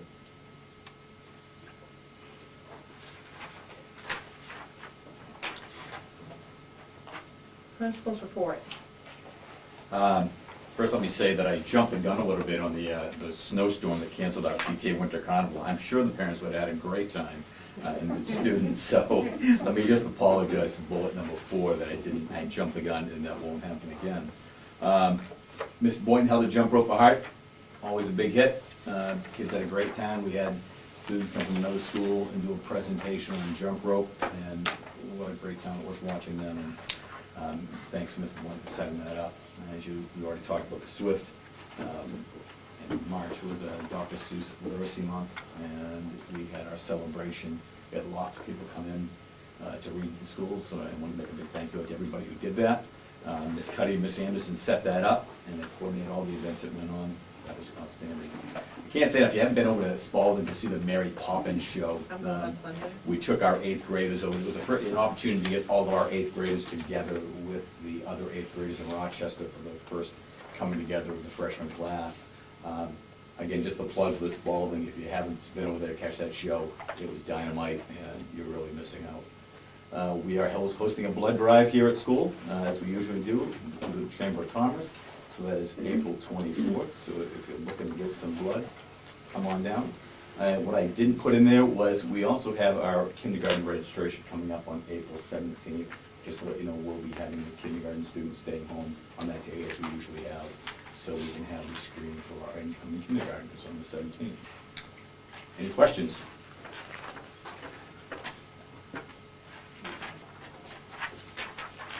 Thank you. In my report, I have sent out a couple different things. I'd like to quickly go over the discipline report so I can focus on some of the more interesting, fun things that we're doing. I wanted to cover, February. If you look at the total referrals for the month of February, although it was a short month, it was a very low referral rate. We only had 10 students referred to the office. We have a total of 110 students year-to-date up to February. That's a very low number at that point. I also took a look at students who had only been in the office once, or students, our total population, and at that point, we've only had 14% of our students enter our office. So that's a good thing. That's extremely low. And then if you look at year-to-date referrals, we do have 6, for repeat offenders, we do have 6. With 6 or more, we have 26% of all our referrals. That is why if I say you have 110 of those, but if I'm talking about low numbers of 14% of our total population, it's because we do have a few students who have that repeat offense there. But on to some more of the fun stuff, and then I'll let you ask questions if you do have any. In the packet, you also received a flyer for what's called we're putting together the first annual fund run. And what we're hoping to do with that is bring in some community participation, really celebrate some things, raise some money for PBIS, rewards for the students, programs, being able to bring in speakers, things of that nature. At this point, on the very early onset of it, we already have 35 people signed up to run it. We have reached out to community companies, and they have donated money to help us get this off the ground in order to pre-purchase the shirts. We are putting their names on the back of the shirt, as well as some of the other things that we're doing as a thank you and a sponsor. We have teachers who have volunteered to help us coordinate it, along with the PBIS team, of course, so that if they're not wanting to run it, they can still help coordinate and be out there. We created a 1-mile loop for the younger students so they could still participate even without going on that 5K.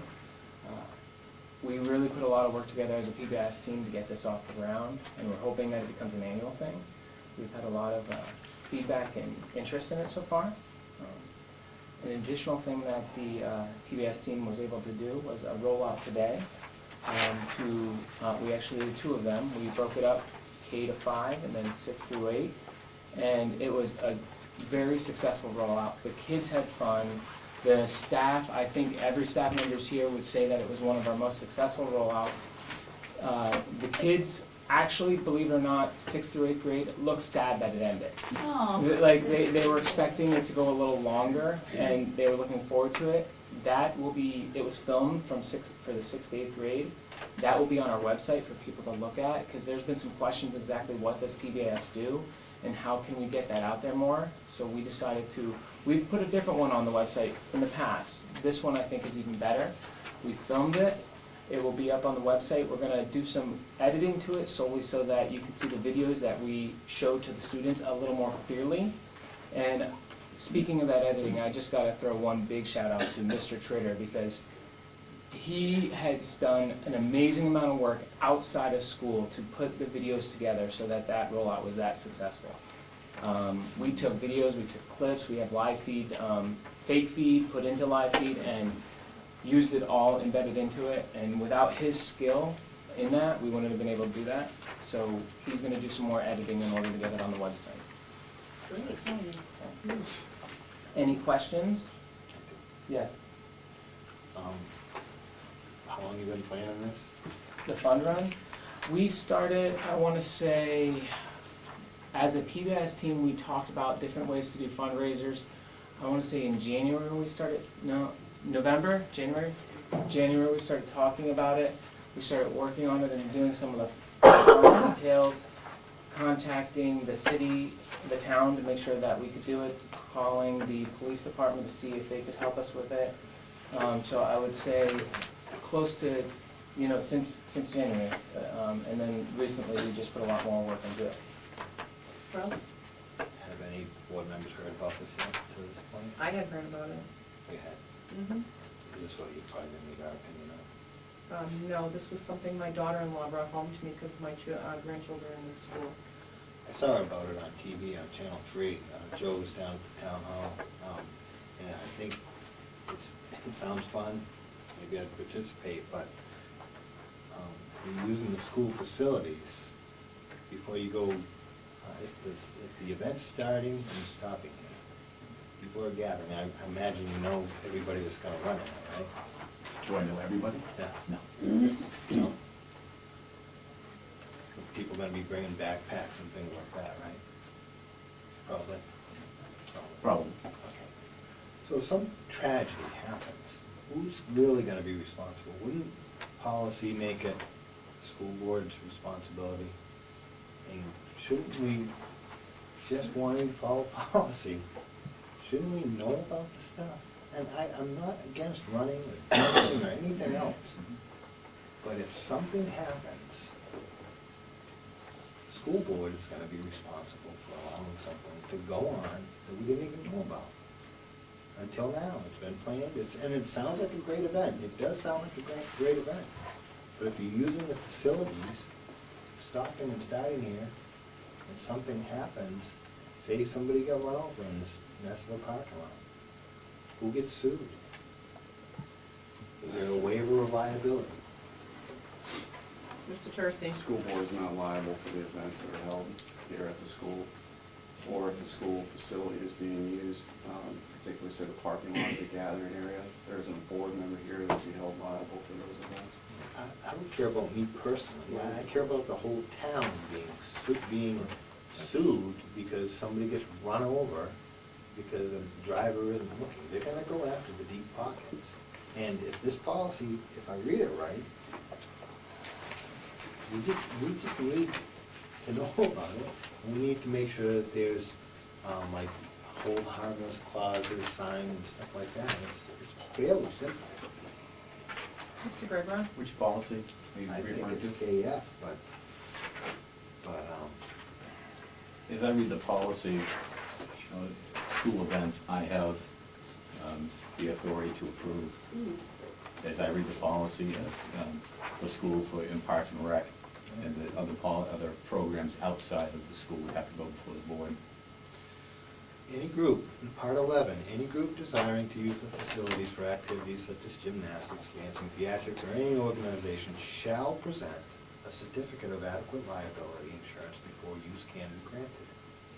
All organizations must fill out the hold harmless form. So wouldn't we, as a school board, be neglectful to make sure that these items aren't addressed?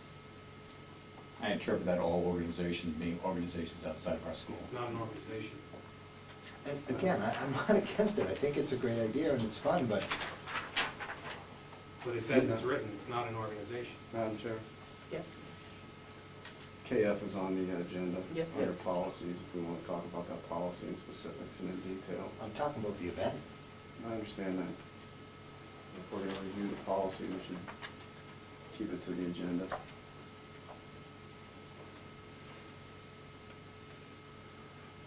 Okay. Bonnie? I guess I look at it as, this is something great for the school, and you don't have like the Penguin Plunge sign a liability waiver, you don't have Jump Rope for Heart sign a waiver, it's school-based, so it's part of the school, it's just taking place, like Stregonona would've, like, someone could've choked on spaghetti, but, I mean, it's a school thing, I mean, I don't understand why you have it. I think you're splitting hairs, I think it's great, they're not an outside organization, they're us. I guess I read and interpret KF different than you, I think it's a great idea. I didn't say it wasn't a great idea. That was my opinion, I think it's a great idea. I think that we have different interpretations of KF. Okay, we'll get to that when KF comes up. Steve? Just the piece, yeah, I think the board should know what's going on instead of finding out when you're sitting at home and watching the television and, somebody from the school district is going to the selectmen. Some communication of this beforehand would have been great. I hope everybody has fun, and I hope everybody wins the race. Not that that's possible. I just see if we don't know everybody bringing stuff to the school, ultimately, the school board is responsible for what happens. Ultimately, it is. It absolutely is. You can say it isn't, but All right, moving on. SA School Administrative Unit 64, sorry. Thank you, Madam Chair. It was on the same thing. I'm sorry, but Jerry said you have a letter here.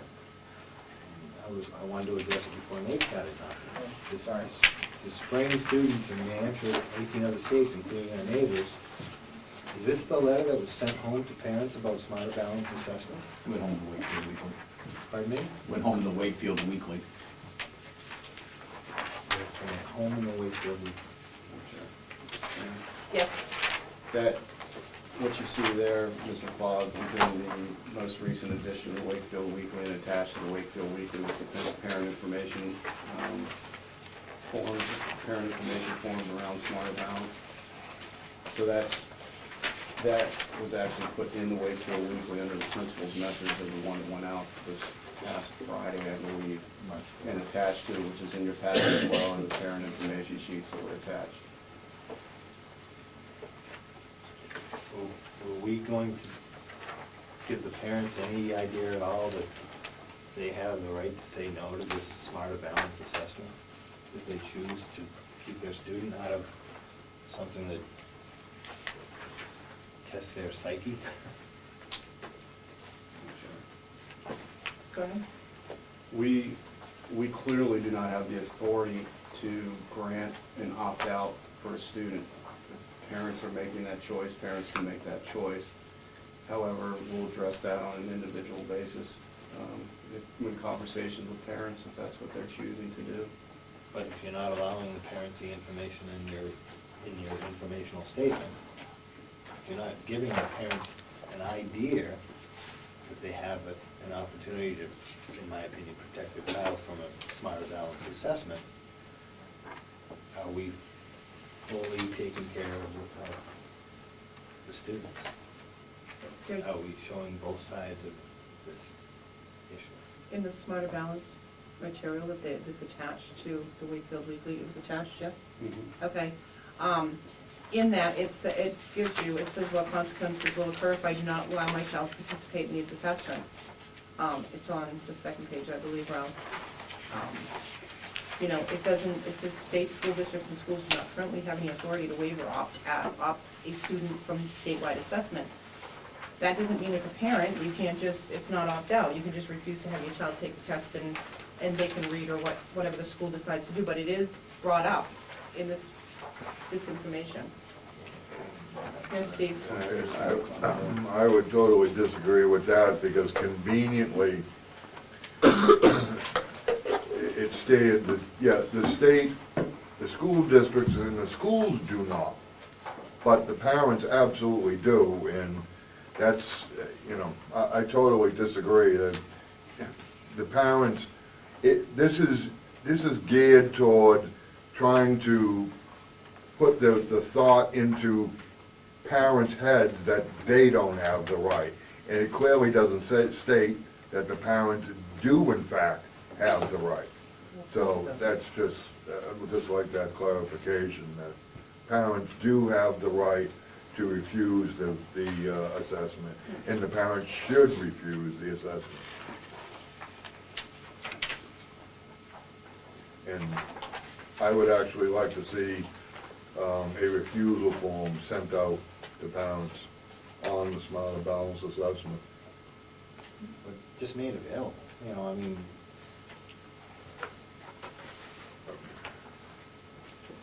take away the options and there'll be no option left.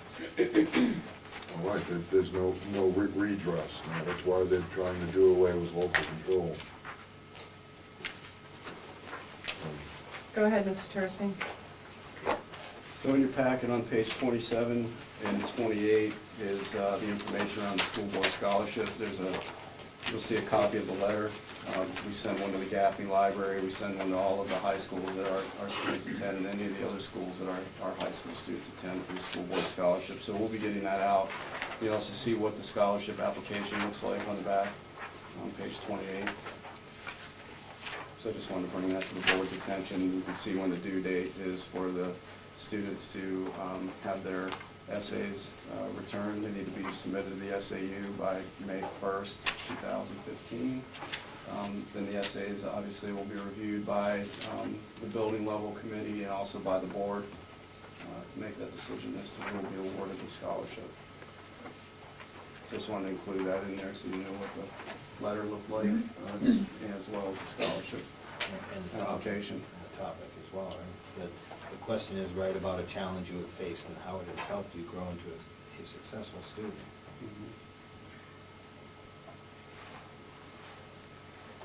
Mr. Gregwell? Isn't that last year's question? That is last year's We question. still have to get some more new questions to peruse. Okay. Has that letter already been sent out? No. So I'll need that as soon as possible. That's all I have on that, Madam Chair. Okay. I also want to just give the board an update. I was able to attend the New Hampshire Department of Education quarterly meeting. These quarterly meetings are held throughout the state, and this one was held at Southern New Hampshire University. And I had an opportunity to attend a presentation by the principal as well as some teachers of the Memorial Elementary School in the Sanborn Regional School District. And they're noted as really leading, one of the schools leading the state in competency education at the elementary level. And had an opportunity to listen to what they had to say and how they started implementing a competency-based education system within their schools as well as within the district. This will be a requirement in 3 years of all schools in the state for K-12 competency development. They've been working on it, I believe it's been for 8 years now to get to where they are at this point, and it started from within the staff itself, which was very nice to hear, and I believe that's why it's been so successful. So they did do a great presentation, learned quite a bit from how they were able to move competency education forward in an elementary school, because at this point it's always been directed right at the high school level as a requirement, but now, and even prior to the recent passing of the rules to have competency education K-12, you can see that schools at the elementary level have already been implementing it, and it's taken some time to do so. So it was nice to hear that. The next item on the agenda is regarding the FY16 budget, and I just wanted to bring this to the board because I feel we need to have a discussion around this with the vote last Tuesday. You see the approval of Article 4, which was the Budget Committee's recommended number, which is approximately $393,000 less than the board, the school board's recommendation. So right now we're looking at operating at a number that is $393,000 less than our anticipated expenses.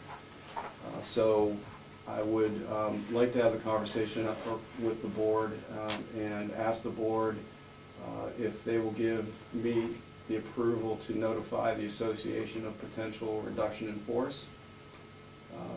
Because we would have to make that notification prior, because we have to let teachers know that they have contracts by April 15th. So I would hope that this evening the board would give me that approval so I can put the association on notice.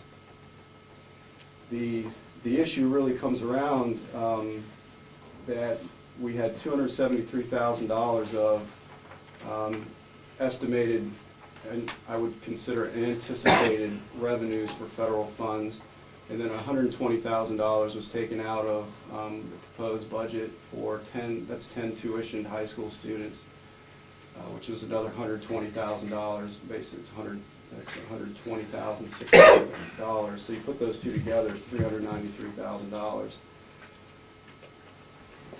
What I'd recommend we do at this point, in order to avoid potential layoffs, is that we consider the $273,000 in federal funds as unanticipated revenues and follow the law to hold a public hearing and have a vote at the board level to accept and expend up to $273,000 so we can avoid any shortfalls in the budget and be able to accept our federal entitlements in order to maintain our Title I programs, as well as our professional development through 2A. I believe that we can do that because if you look at and refer back to the presentation that I did on the MS-27, you'll see that the column of the Budget Committee recommendation, which ultimately was the number that the voters approved, within that column, the federal funds are listed as anticipated revenues. Therefore, we consider them as unanticipated revenues and hold the public hearing, listen to what the public has to say, and then the board makes a vote as to whether we accept and expend up to the $273,000, and that would be my recommendation to avoid teacher layoffs and having a substantial impact on the direct instruction for our students, particularly our Title I students.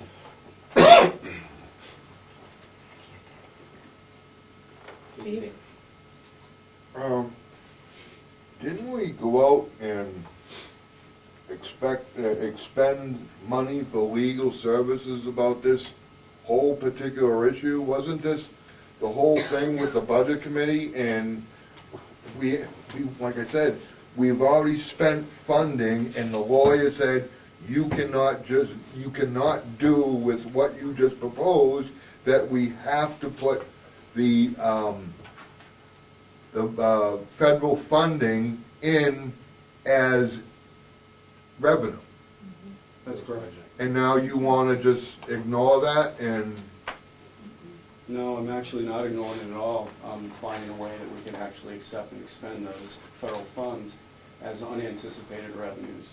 The legal memo was based on the fact that we should be gross budgeting and including those federal entitlements within our estimated and anticipated revenues, which they were not, based on Tuesday's vote.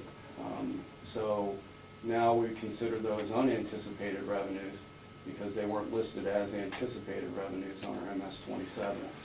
So we actually tried to follow specific, and the board's recommended number, which was in the article, did follow the legal opinion that was distributed to the Budget Committee as well as the board.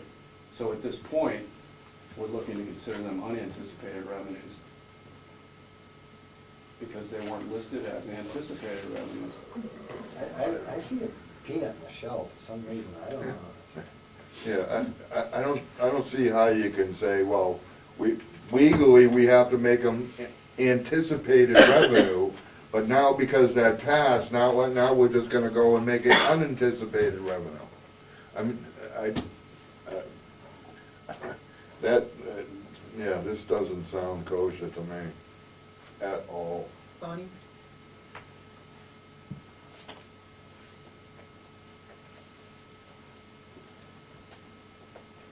It's a lousy option to have to lay off teachers. I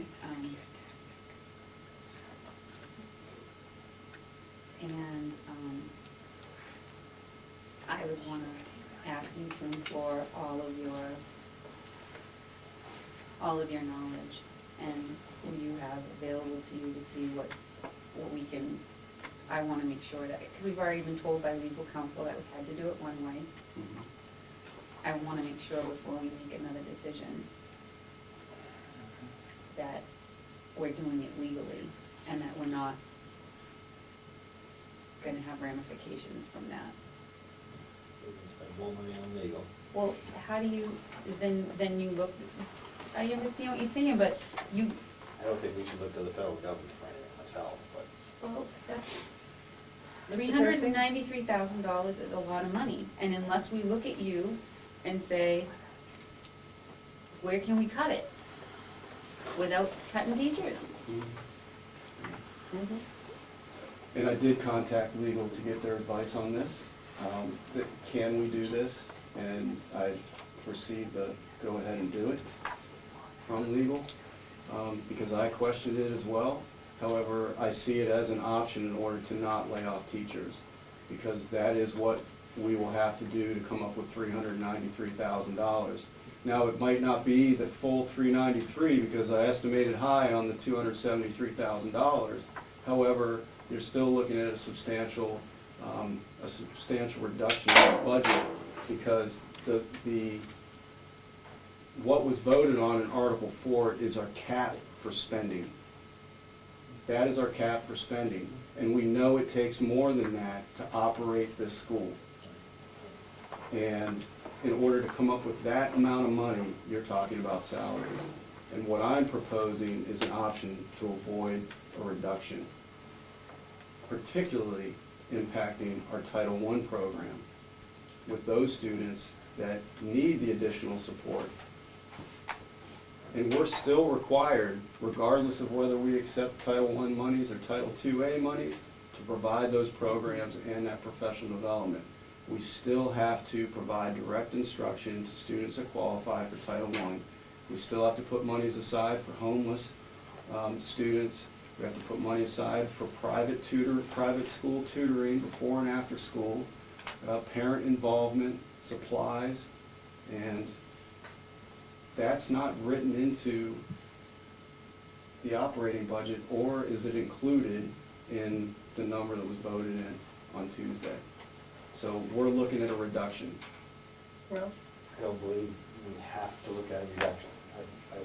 I agree that the things you're citing as necessities are there and they are necessary, but if the town has, or the district has budgeted X amount of money, and at the end of a school year, the operating budget has a return of $600,000 or $800,000 back to the town, we'll be all right if the town voters said no to an extra or $400,000 out of the operating budget. Remove that, and the town voters said that that's removed. In my opinion, I don't know, I'm not any kind of expert, but I believe that at the end of the year, if we've been returning $500,000 or $600,000 or $800,000 and haven't reduced any of our spending, you know, in fact, increased our spending, maybe we need to decrease spending on some things. But we're still returning money. All the end result, I think, next June 30th, is we're gonna have less money to return to the town. Nobody's job is at risk. It's crazy. Steve? Where you've already got the legal opinion, it won't cost us, therefore it won't cost us any more money to get a legal opinion. I'd like a copy of the legal opinion, please. So you would like for me to get that in a memo form? Well, you didn't, I didn't ask for a memo. But it's gonna be in the bill, so we'll get copies of the bill, so we'll see it then. well, we may not see, we'll see it as a dollar figure in the bill, but you're not gonna see it as the legal opinion. Mrs. Tersey? So why wouldn't you believe me that our lawyer said that it was okay to do it? Why would? Because I have the problem, because the lawyer began with, you can't do it because you have to do it this way.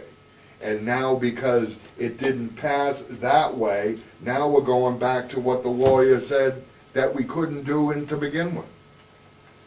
So to protect the taxpayers, I would like to make sure of what's going, you know, what's happening, because I'm having a problem with, we were told that, I mean, there was a big to-do, was already spent, I don't know how much money on legal, because it was all at the budget committee.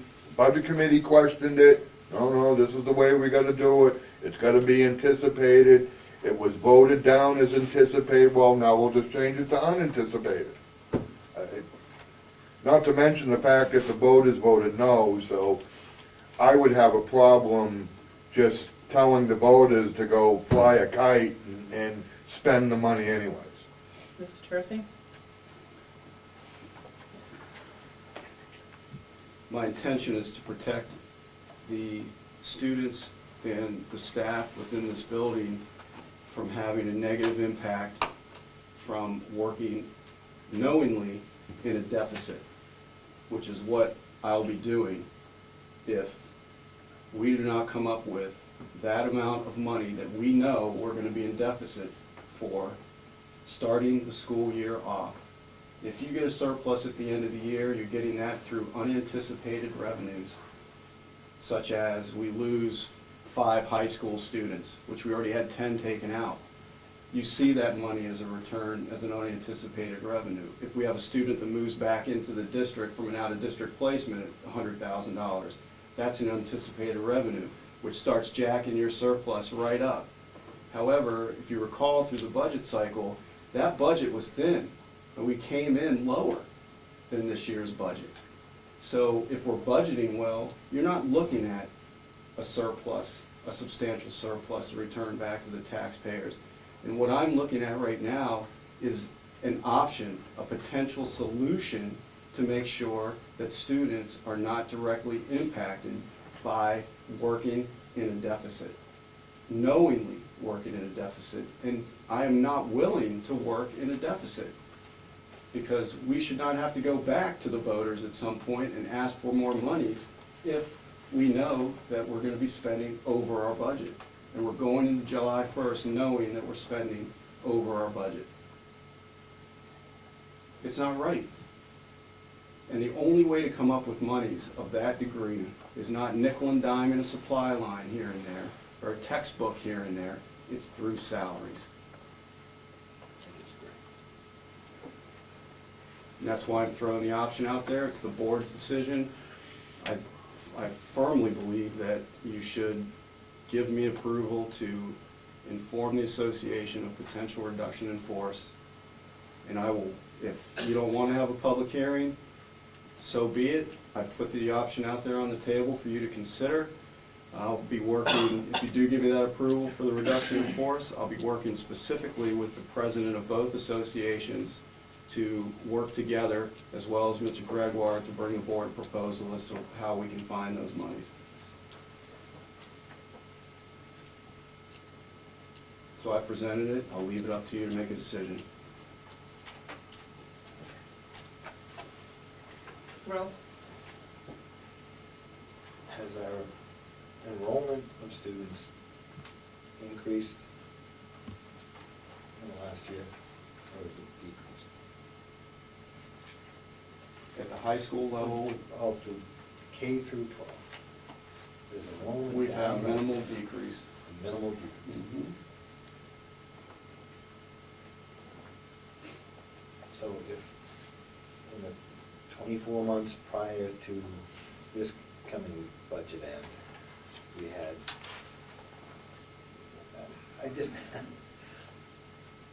I believe there's going to be less of a return to the town at the end of the operating season. It's just kind of, I don't know, I see it as, I heard it, scare tactic.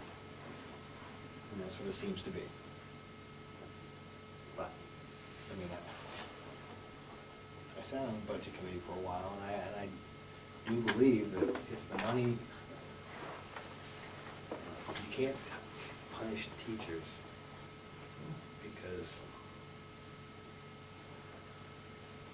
the town says don't spend so much money. Mrs. Tracy? If you pulled up that operating budget document, the worksheet, and you looked in there, could you find those monies? Could you find 300, let's say we get it to $300,000, could you find those monies? Are there 300 lines in that budget? Probably more. All right, I bet I could. Probably $1,000 out of each line. The only lines you can control are your controllable costs. Contractual salary obligations you can't control, health benefits you can't control, contracted services you can't control. So you would have to minimize those lines to what you can actually control, and that's what you would be looking at if you're not talking about salaries, which are minimal. I'm willing to bet we could probably save 50,000 in operating, building and maintenance fairly easily, just by putting things out to bid. I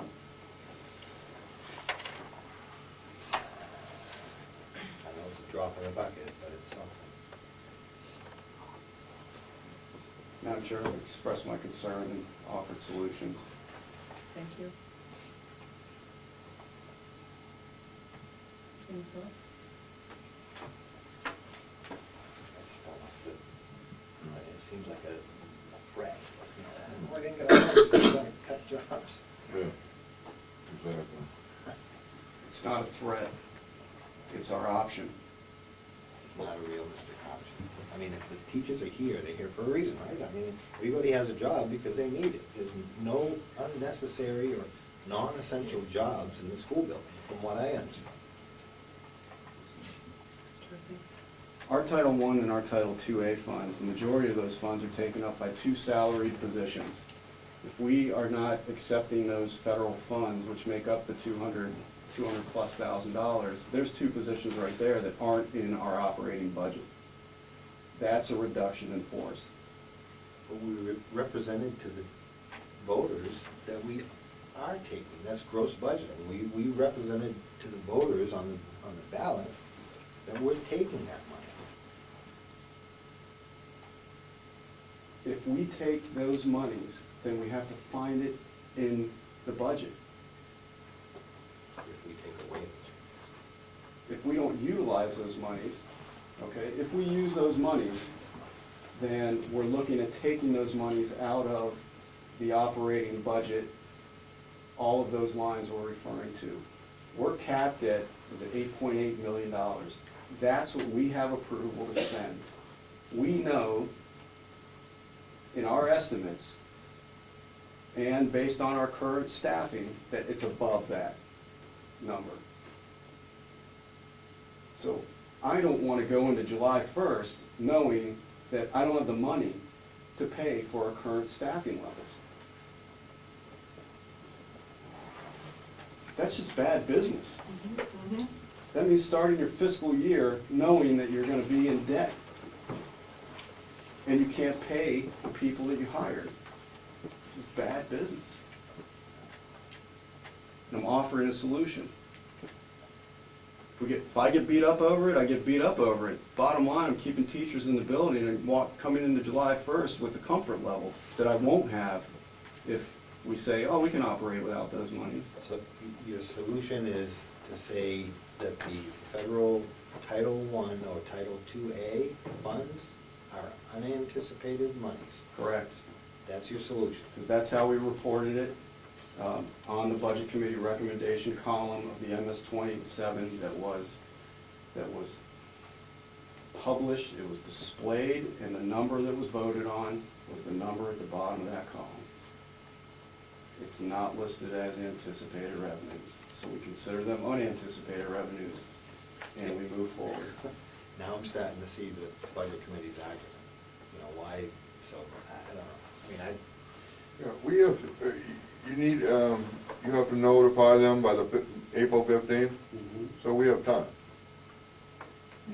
We have another meeting before that. Correct, and I would have to come to you with a proposal at that next meeting.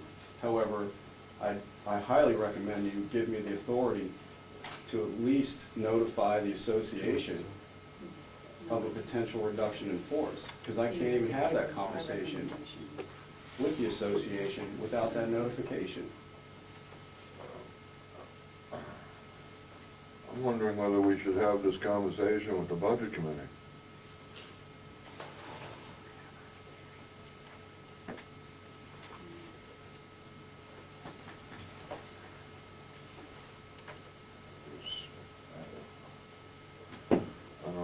It's a board decision at this point. can we table this decision until our next, till our first meeting in April? That's what I just asked, I stated, but. I mean, I think we have to work a little bit harder in the time between that first meeting and April 15th, but I know I'd like to go over the budget lines and see out of those 300 or plus lines where we can save and bring it to you.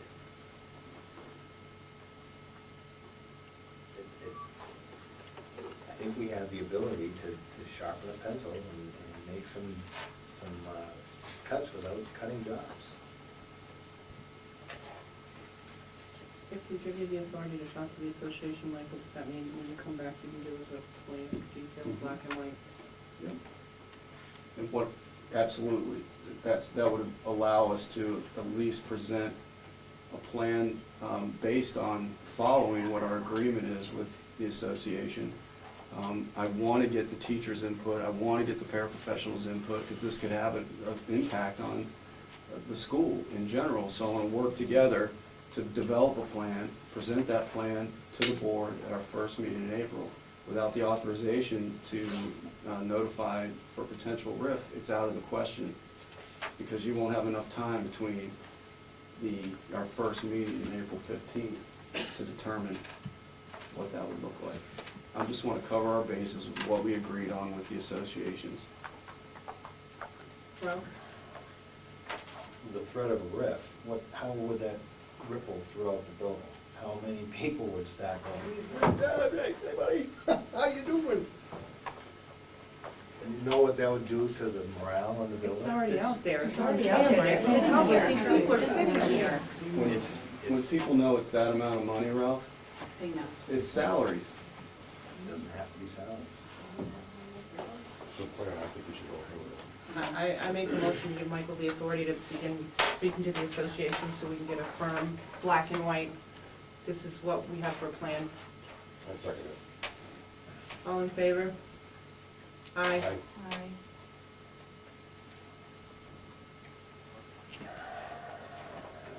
Plan, I mean, I just don't want it to be a threat. Opposed? Going real far, mate. Yeah, me too. Please, Michael, proceed with that. I will, thank you.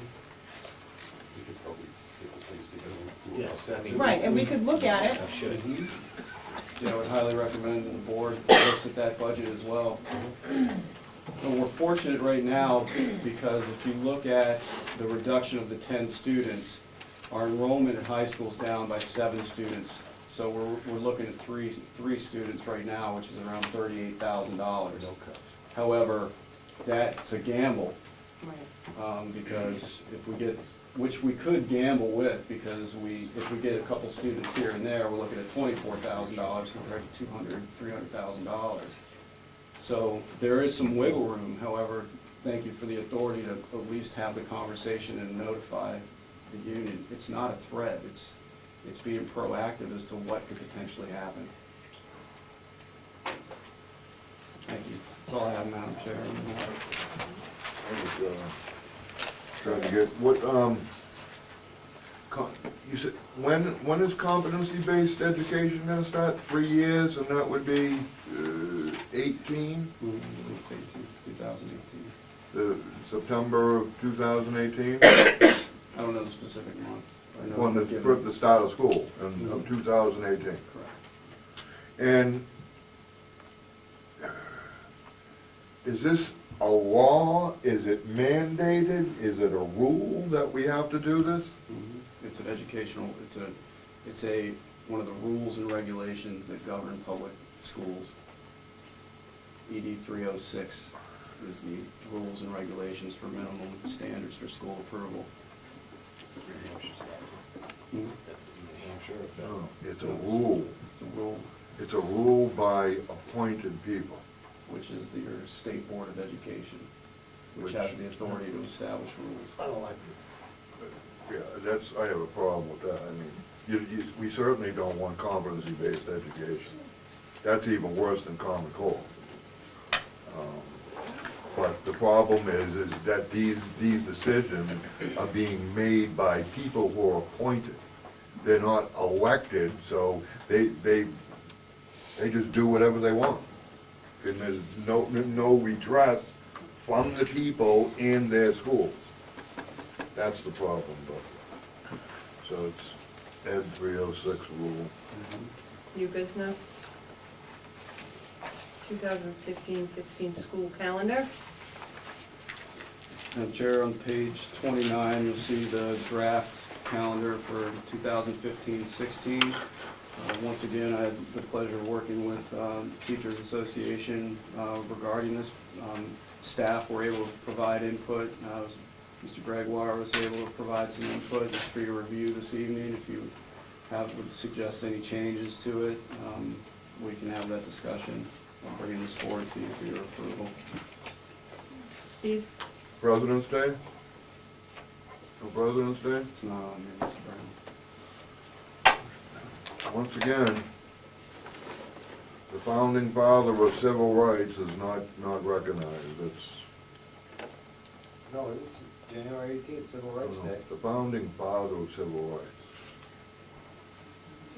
Thomas Paine, No, John Locke. President Lincoln.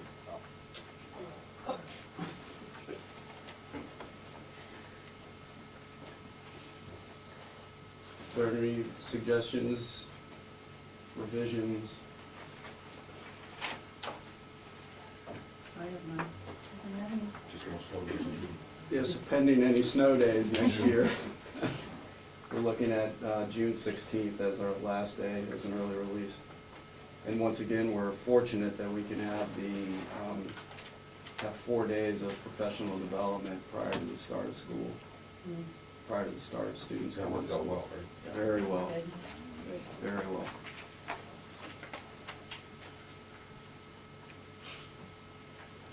Does someone vote on that? Yes. I make a motion to approve the 2015-16 calendar.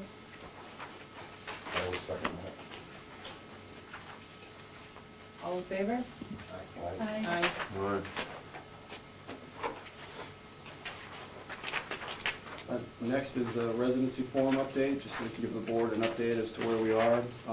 We were able to, I believe, the last report was 48 residency forms we still had out. We're down to 31 now. I have Wayne Robinson knocking on the doors again. I spoke with Mr. Robinson, and out of the 31, he knows that 15 of them are known residents. They just haven't gotten their forms in. After several times going to their places, giving them the forms, even offering to take pictures of, you know, justifications such as bills and so forth, which sort of leaves us with 16 unknown. However, it doesn't mean that we aren't looking to receive these forms. So I wanted to let the board know that I have put in a phone call as well as an email to Superintendent Hopkins requesting if we can move forward with withholding student registration for courses for next year, which they're starting right now, until these forms are submitted. Mhm. So once I get you know, him and I have that conversation, then I'll start making phone calls to basically say to these families that your student will not be able to register for courses for next year if you do not provide us with the required documentation. Is that combined? Well, 31, is that Spalding and Paul School? Or is no, that- that's just high school. That's just Spalding? So that's an update at this point. I'm looking forward to hearing back from Superintendent Hopkins, and unfortunately, it's the last thing I want to do, but we've put out 2 letters. We have had the truant officer go to the doors, and now basically without any teeth, such as holding a registration for courses for next year. There's nothing stating that they, But you can't actually do that, can you?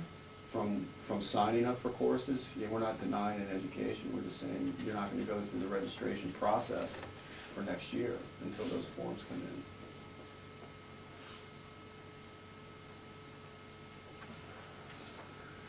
So as I said, it's not something I want to do. So that's the update, residency forms. Okay. Cafe services letter. This is the corrected one, right? This is the amended letter based on our last meeting. Are there any suggestions or revisions that you might see here? Bonnie? I guess I just have one. In the letter, and I think the letter is better, but when it says we urge you to take advantage of our prepayment plan, I don't know, I hate to say at this point in the year that it could be that we need to put the My School Bucks or whatever program we use in there, so that they have an avenue to look that they can do that. Like, do you know what I mean? Because maybe they just don't understand that they can go and put $50 in an account. ahead of time. I mean, it's definitely advertised, but is that something that's necessary or not? Look, we're saying it here, we're recommending they can do that. I know, but what if they still don't know about it? We're recommending they see the need for that, and I think it's just how we facilitate that. Mr. Troisi? So for clarification, just referencing that you can access the electronic Mhm. version of your account and input monies that way. Yep. That's a good idea. Because they can like check their status, like if they go online, you can know what your kids had for lunch right down to the apple. And so say there's miscommunication because they want 3 chocolate milks rather than a lunch, or they want whatever, the parents are gonna be able to see exactly what the child or children have eaten. Okay.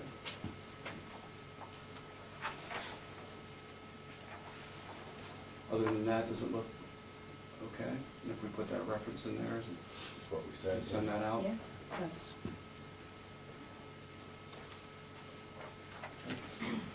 Looks fine. All right, thank you.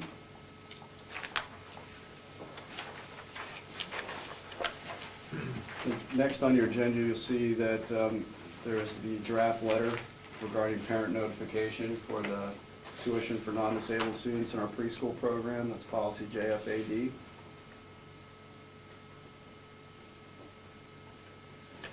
The one part of this letter that wasn't discussed at the board level was regarding that the current students that are enrolled, non-disabled students that are enrolled are guaranteed a spot for next year. There, but they'll have to pay tuition. Correct. But I don't recall having that conversation at the board level. I don't think we talked about that. So that's why I wanted to bring it to your attention. I feel it's appropriate to do that. And they're part of the program now. You don't want to say you have to become part of the lottery. It's similar to what we do at the high school level. Once you're approved and you're in, you don't become part of the lottery for the next year.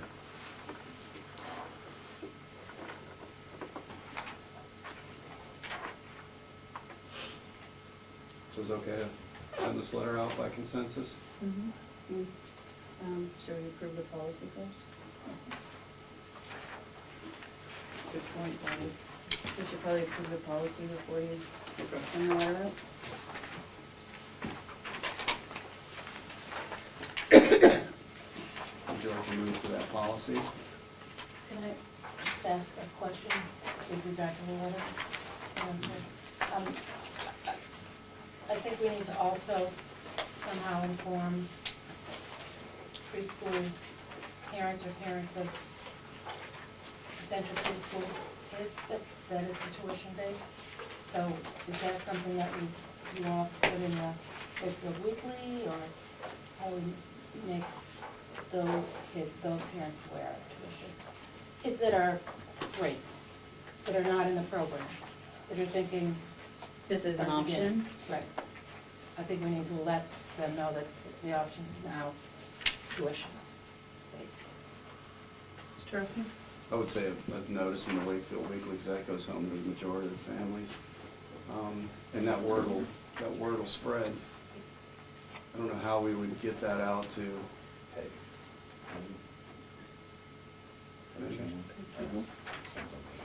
Bonnie?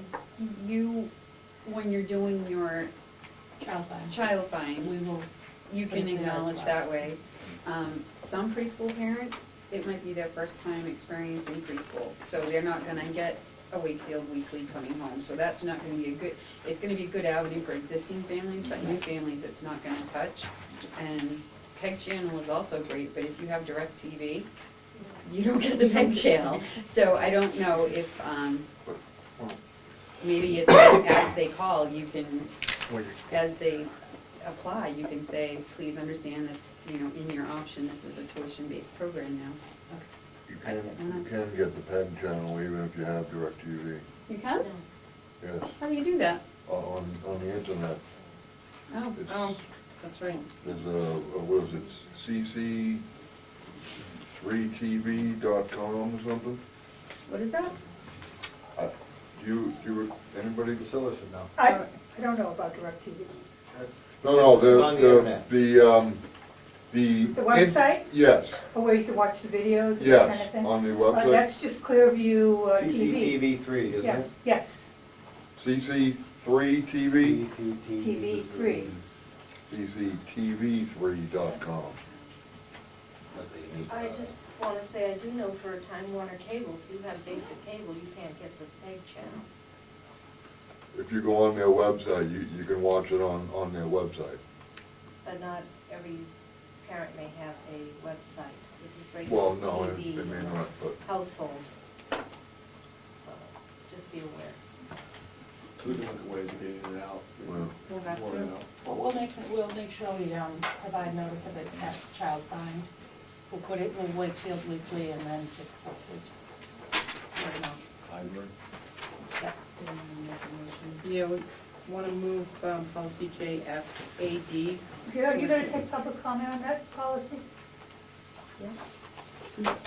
Yeah, I'm just introducing it, Priscilla. Okay, I just have something to say when you. Okay, can I say it first? Sure. Thanks.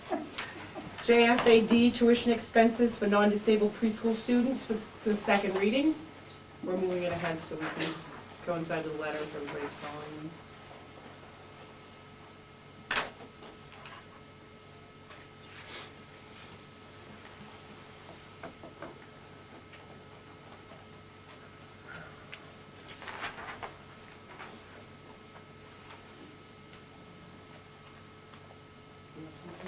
I was just waiting for public input Okay. back.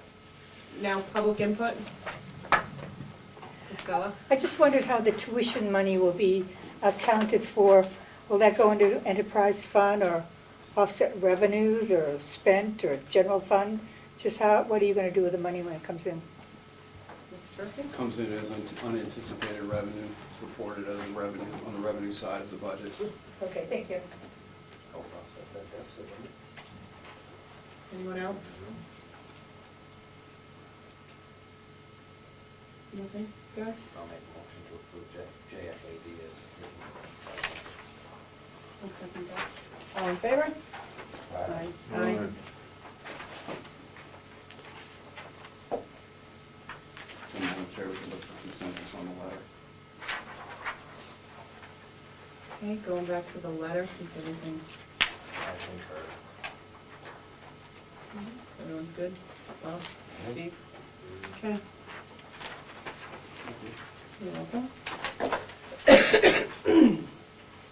EFA, meal policy for the first reading.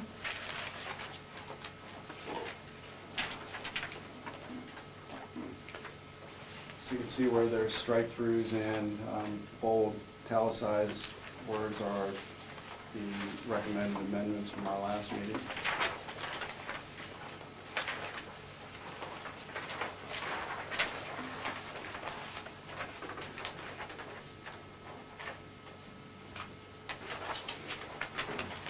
Make a motion to move policy EFA forward for a second reading. I'll second that. All in favor? Aye. Aye. JICDD, student discipline, out-of-school actions for the first reading. Speak to this one. Certainly. At the last meeting, I suggested that we take this back and look at some revisions to what we currently would be doing for discipline referrals as well as suspensions. And you can see that we added in through our conversation last meeting where anywhere there was some sort of notification or notified that the parents and guardians were included in that policy. So that's where you'll see we changed the word dismissal to expulsion, because that's the actual term that's used. So, once again, you see wherever there's a bold, italicized wording is what's new.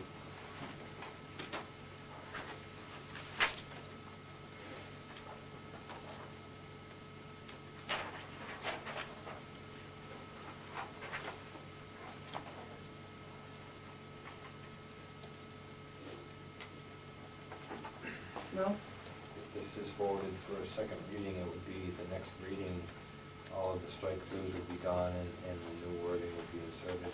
Correct. I'll make a motion to move this forward to a second reading, policy JICDD.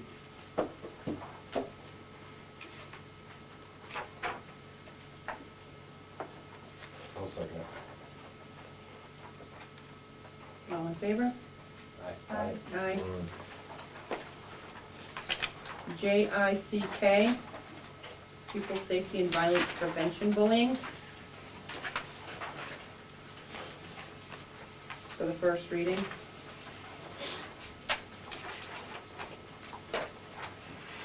Not currently in our policy handbook.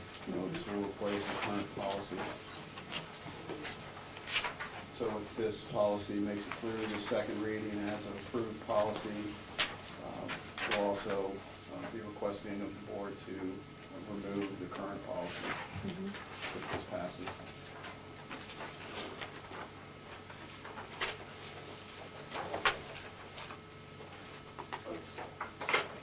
Encompassing everything that's, and this is recommended by the NHSBA.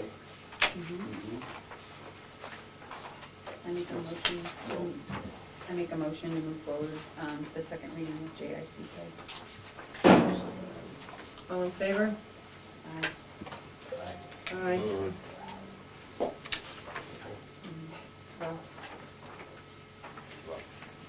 No Astor seconded. Policy DJE, bidding requirements for the second reading.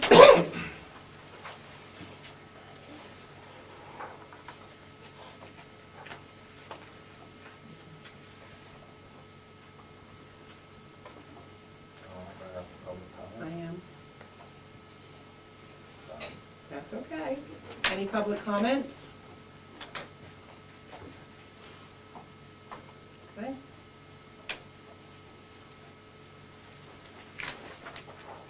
None? Make a motion to approve policy DJE as written.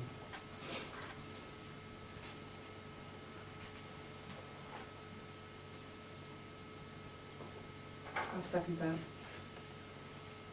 All in favor? Aye. Aye.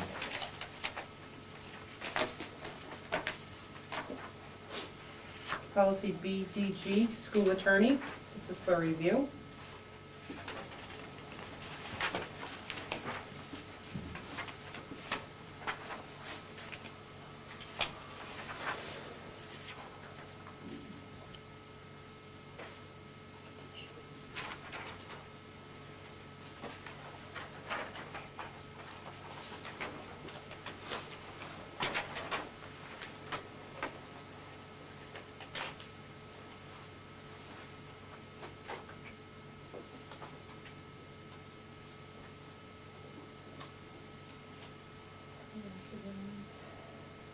Excuse me? I don't know. Did someone ask to put it on for a specific reason? I don't believe I asked for the specific policy, but as I read it, it seems to be a logical policy as it's written. It doesn't seem to allow any single board member to cost the district money by acting individually. It doesn't seem to prohibit the board from allowing the superintendent to contact the legal. I don't think we need to prohibit the superintendent from seeking legal.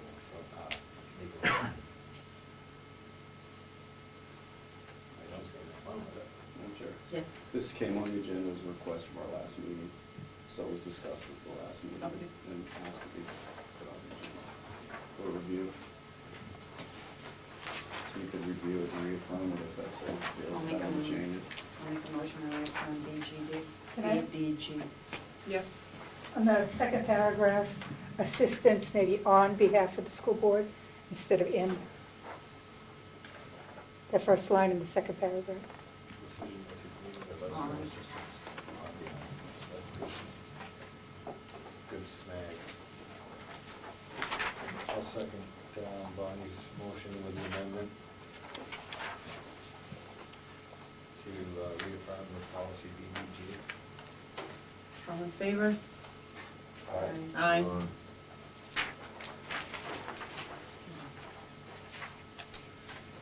BCA, School Board Member Ethics for review. I know I requested this particular policy to be addressed for review. And I would like to know the board's opinion on the spirit and the intent of this policy. If I could get every member's opinion just on the intent of the policy. I'm satisfied at this point.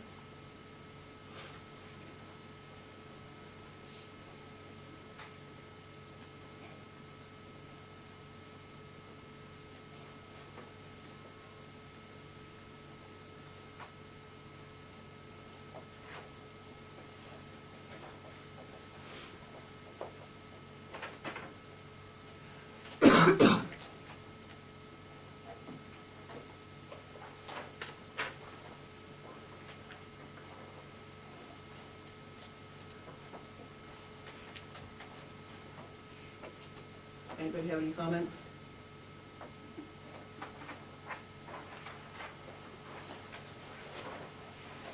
I commented earlier.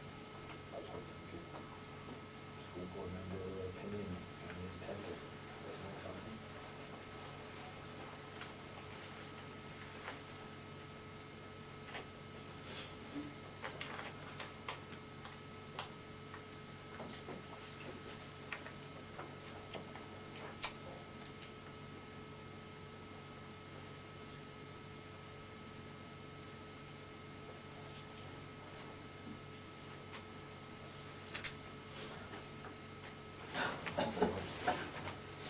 Inject any opinion or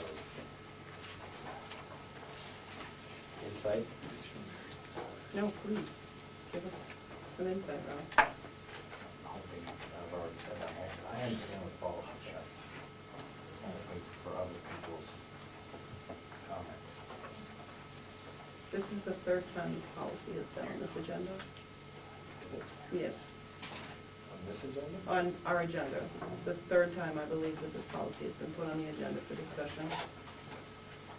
We discussed it through that. Yeah, so is there any clear indication as to why you keep putting this back on the agenda?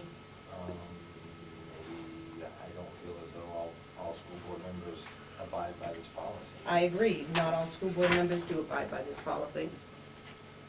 Would you like to give us some examples? Well, scanning, well, Please. my latest example, I guess, would be March 13th, Friday the 13th, I received a text from you stating that you're violating policies and you seem to feel as though you needed to make an issue of it. I am going to make an issue of it, as a matter of fact. I'm going to ask for a formal resignation from you, Ralph, Oh, for divulging non-public information. really? And when did I divulge non-public? August of, it was in and around August 2013. And what is- You divulged it to myself and two other private citizens. I wasn't on the board at that time, Okay, and what was? and I can't bring it up. But I do have facts to support it. Okay. But it can't be done in public. It's a private citizen. This non-public information was in a non-public meeting? And I didn't see it in any public meetings. Are you And talking? since myself and two other people weren't privy to the non-public meetings, I'm thinking it was non-public information. And I went back and reviewed the tapes for clarification, didn't see it. So you're saying that I gave you information from a non-public meeting? Yes, I'm saying that. Well, I would have to ask you to prove that. And I can prove that. Okay. And once you do prove that, I will consider a resignation, but I don't believe I'll be resigning. Okay, so how do we want to move forward with this? Because I can ask for the board to vote to have legal, take it to Superior, and turn over what I have. That's fine. Because I can't put it into public. That's fine. If you'd like to do that. Then that's what I'm gonna do. Okay. Can I get a motion, please, to contact legal regarding the removal of Ralph Fogg or handing out non-public information to myself as a private citizen and to at least 2 other people. Point of order, Go ahead. you need proof to do I that. have proof. We need to see it before we vote on You anything. can't bring the proof into public because it concerns private citizens. We need the proof before we can vote on expending other people's money. What was this, the Well, then I can- continuation of the witch hunt here, or what? What would you like me to do? Turn it over to the attorney and she can turn it over to you? No, Because the I'm not board, bringing the it forward board in public. needs to, well, then you do it in non-public. Then but that's you- fine. We'll You do it in certainly non- can't ask for a vote to expend other people's Then we'll money do it in before we non-public. have any proof what you're saying. That's fine. Yes, Ralph? I see your reaction as something that is another act of a cover-up. I think that your intent right now is to distract attention from the board members' conduct that I've already addressed earlier. in No, this it's not, meeting. Ralph. I believe it is. And you believe that, and I'll believe what I want. Yeah. But in the meantime, we'll hold a non-public session. I'll let everyone be informed, and then we can make a decision going from there. I look forward to that information being Okay. shared. Thank you. So you're gonna place that on the next I agenda? certainly will. I hope you're specific, I'm very specific. because I believe I asked you the question that I indulged to you, information that happened in a non-public meeting. You did. Just so that You- we know that that's what you Well, mean. it wasn't made public, so it's gotta be non-public, correct?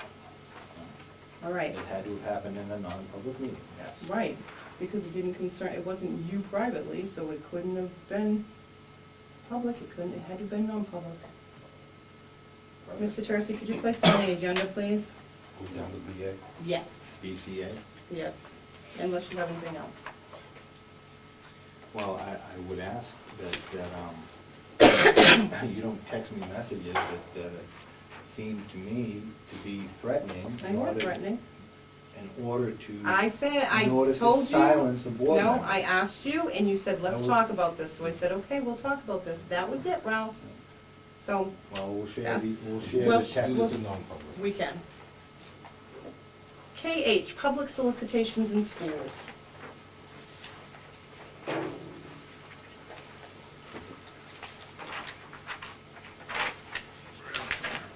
Go ahead, Steve. I think we need to strike superintendent and/or principal from the policy, and then leave it to the board to make any exceptions.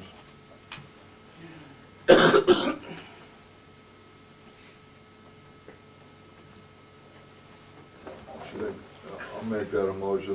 I think the intent of the policy is clear, and I think that it would be best served if it was the board only that made any exceptions, because I think the intent and the spirit of the policy is clear, so I would make the motion to strike superintendent and/or principal from policy KH.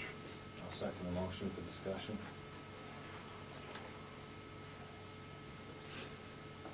Discussion. Go ahead. What's the purpose of doing this for this one? Well, because some board members may be able to gain financially by the way this policy is written currently. Can you explain I that? can't Yeah. see that. If a commercial enterprise enters the building and makes a sale of goods or services on the premises, and that person just goes to the principal or the superintendent for permission, but that person happens to be married to a school board member, I think that's a problem. Bonnie? I guess I don't understand why that's, A problem? well, no, I guess, I don't understand why it's a problem now, but it hasn't been a problem for the past 15 years. I mean, I think that there are companies that come into this building all the time to sell product. or get donations. You have Little Caesars, you have Girl Scouts, we have Breakfast with Santa, we have the Scholastic Book, we have, Breakfast with Santa's a good example, actually. actually, I don't profit from Breakfast with Santa, so it's a nonprofit organization, and I don't see any of the monies. It's a nonprofit organization, a 501c3. It is, it's Yeah. under the Wakefield Parks and Rec. Aye. All the proceeds go to Wakefield Parks and Rec. Hmm? I said, that's a caveat, I think, but. I think it's a great program that's benefited the people in I'm this not town for saying it isn't. years. All I'm saying is that some people may be abusing this. I think some policy. people are just cranky and mean. Go ahead, Steve. But Bonnie, you made the statement that this has been happening for 15 years, My that, goodness. oh, wait a minute, can I Okay, go finish? ahead, May yeah, I'm I sorry. finish, or Yes, you we go can. back to interrupting again? Please. That this has been happening for 15 years, so whatever you'd like to call it, family members, spouses, or school board members have been coming into the building and for the last 15 years and selling goods or services or soliciting or whatever? That's been happening for 15 years? Bonnie? In violation of the policy? It's not, I can't understand, and I'm not saying, people have been coming into this building and selling goods since the conception of the school. It just, now that it's. Now that a school board member's spouse is not allowing that school board member to gain financially. She's getting permissions, and she's asked by the staff to come in.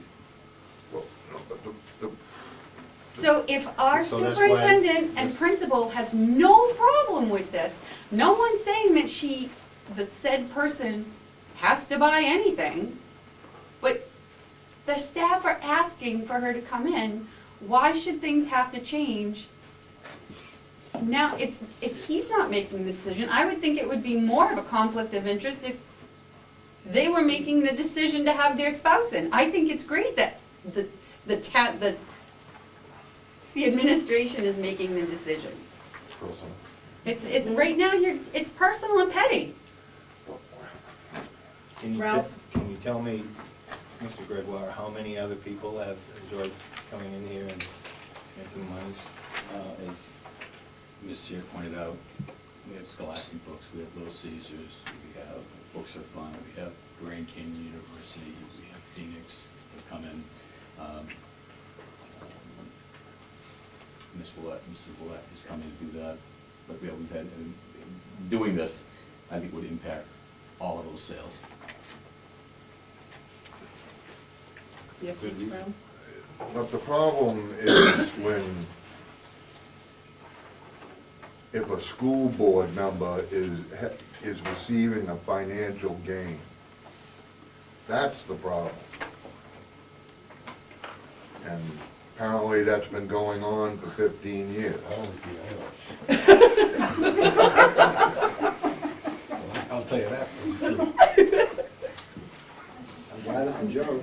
I'm glad it's funny. It's personal, it's definitely personal. It's a policy that, Yes. Are you taking public comments on this policy as well? Yes. I just wanted to note that when I started here, and I think maybe Mr. Gregoire wasn't aware of this, I'm not sure if people remember, but we did have a teacher that made jewelry, that would sell jewelry around the holidays, and that was something that was sort of just positive feeling in the building, that people kind of felt like they had first refusal of. I also know that, nobody's being pressured to buy anything. We do have staff members that do things outside of school, like, I'm thinking like Sensi or things like that, that are often, in the teacher's room, as, obviously people are going to benefit financially from that, but, it's just sort of a community building piece, just for what it's worth to have the sort of teacher's perspective on what's going on. and they're all married board members. No, Oh, okay. Well, there's no difference there, I guess. yeah. And it's like an employee, so. Sandy? Okay, so your wife works here, and you make money off of that, Am I right? Does your wife work here? She's employed here, yes. That's right, so you're making a financial gain off of the school, aren't you? No, I'm not. You are, same Neither thing. would I. Okay, and the other thing is, the Santa breakfast has nothing to do with the school. We borrowed the building, which is a town building. Which, Is a town building, and the Santa breakfast is Parks and Rec, nothing else, not Sandy and Bonnie show. really? So you need to get off your crap, because you're the one that's making this all personal. And if I come here, I've been coming here way before Mr. Gregoire was here, way before my husband was on the board. Sandy, Way before, and it was okay when you guys liked me, but now you don't, so you're gonna go after me because of this policy? That's what it is, and you're gonna hurt other people because of it, because you have a personal vendetta, period. what are the other folks that come in here? And Doesn't matter. Doesn't matter. What are the other folks that come in here and raise money? Or do their monies go to anything particular, or just their business? Some of the monies go to school, some of the monies go to the different classes that may be having the fundraiser, some monies go to private companies such as Phoenix or Grand Canyon University. And it's also Pretty done wide in array. the teacher's lounge, when no kids can stay. What's that? See, that's the point I wanted to make, is that it's the teachers, the kids don't have access to this. It's us buying, not the students. Mr. Tercey? I think any event that's going to build positive morale and benefit the staff is really not a question. If it makes the staff feel good, if it's benefiting the school, which ultimately benefits students, there's not a question in my mind. Things that I feel might have a negative impact on the staff, morale, students specifically, it's not a question to deny that.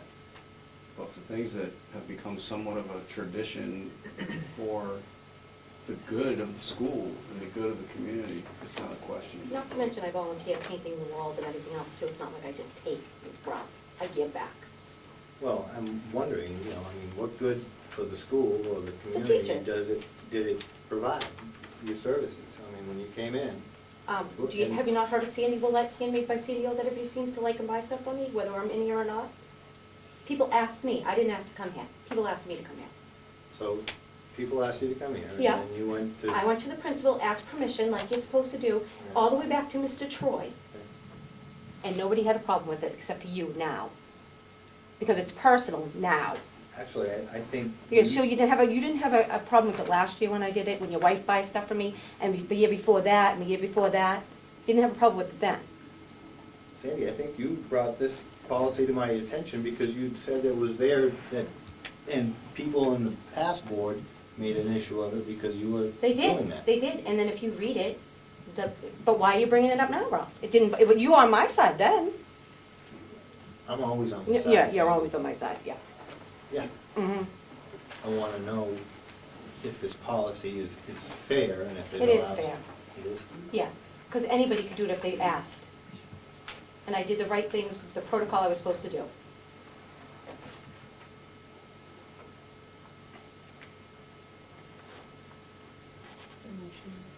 Third. There's a motion and a second. Can you repeat the motion first, please? Sure. Is that okay if I ask? Oh, yes.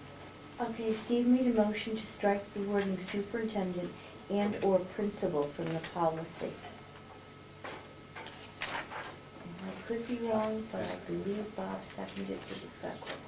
No. You did not? I did. Ralph did. Ralph did, okay. I knew I was wrong. Okay, so move the motion. All in favor? Aye. All right. All opposed? Aye.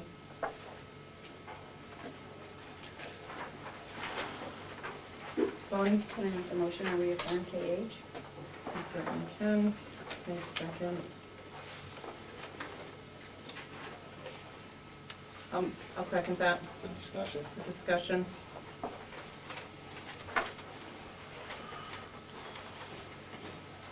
Nobody sees a problem with school board members lining their pockets.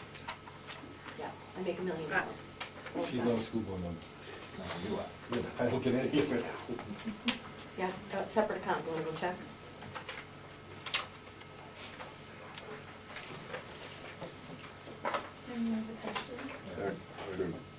Go ahead, Steve. I just think it just, there's an intent in the spirit of this policy, and I don't think that it's being followed at this point. And that's, what would be the problem with having the board give the exceptions? I don't see the, The first line of the policy is pretty well, clear. We already voted on it?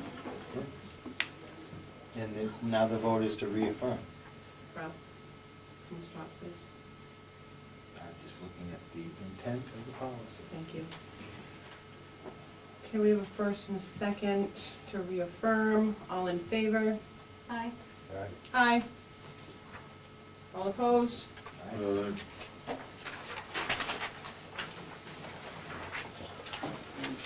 Yes. I missed it, the BCA reaffirmed, or there wasn't any action on it? There was no action on Okay, that. That thank was, you. That was threat, counter threat.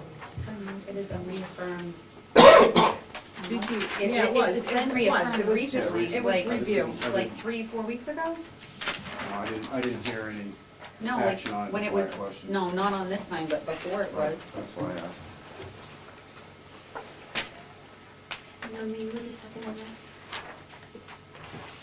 Okay. Policy KF, community use of school facilities. And I was concerned about this one because it doesn't seem as though we're seeing a hold harmless form in the events that happen. Part 11 of that seemed to me to be, when you're using the words must and shall and stuff like that. And, you know, again, I'm not against the run, I'm not against the dance or anything like that, but community use of the school facilities, it says Wakefield School Board shall make the facilities available to responsible community residents as is practical. Mr. Tercine? We're covered under our liability insurance, if there was any type of event, harm, damage, whatever that might be.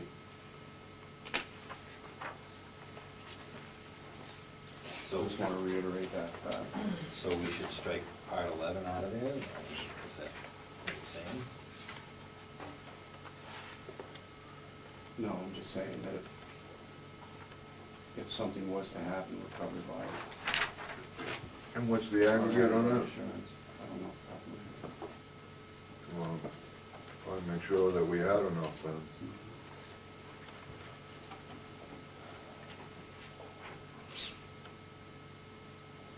When an organization comes in and the janitor's being used and stuff like that, there's just, I guess if the school board has no responsibility or liability, the town has no liability of anything that may happen. Nobody worries about it other than me. It's a non-issue. So when it says the custodian is to be used at all times, to me, that's a cost to the taxpayers. Bonnie? When you have an outside entity come in, do they fill out a form? There's a protocol, when what the costs are per event, whether it's a half day or a full day, if we need a janitor, if they have the indication that we need to access to cafe services, the whole protocol procedure. So you following this policy to the best of your abilities? I make a motion to reaffirm KF. I'll second. All in favor? Aye. Aye. Bobby? Yes. I'm sorry, I wasn't sure. We're in favor of the policy, we're just not in favor of some folks that don't go by the policy. Mr. Tercine? Before we move on to item F, I'd just like to make a recommendation, since we're covering policies in a full board meeting, that we limit the number of policies to 2 or 3 policies for an agenda that might be one agenda per month, just so that we can move our meetings through efficiently. I'll make that motion. I'll second it.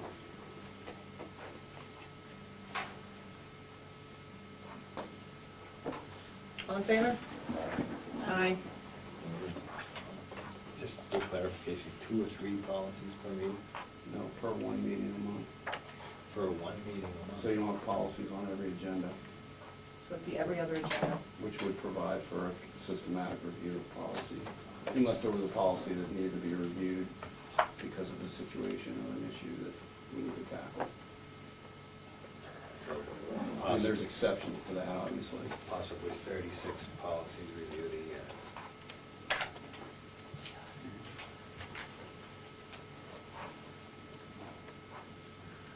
How many policies are there?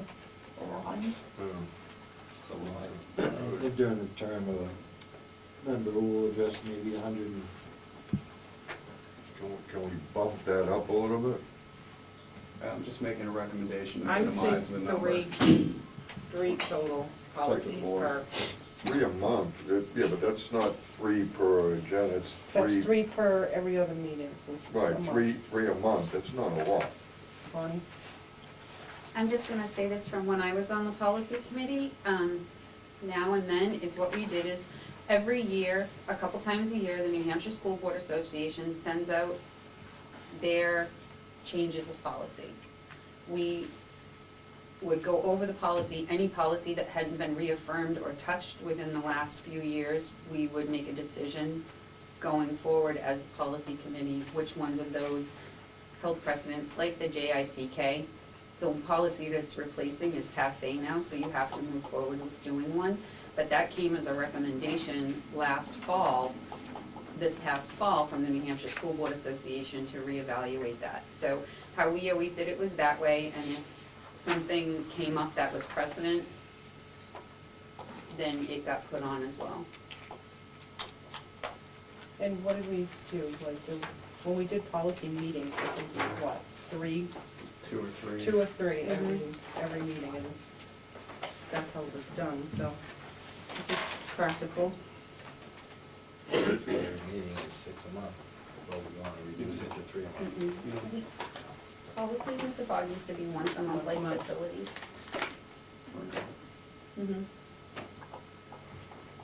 We did a lot of work at home, and then we'd bring it, we would come prepared and go over multiple policies if need be.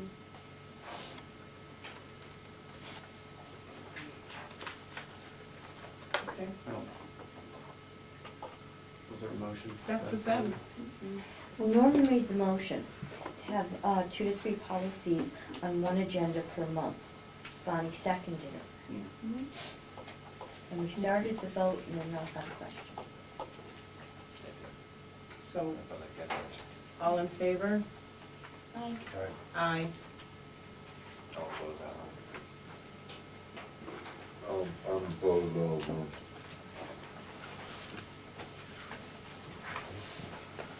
Smarter balance assessments?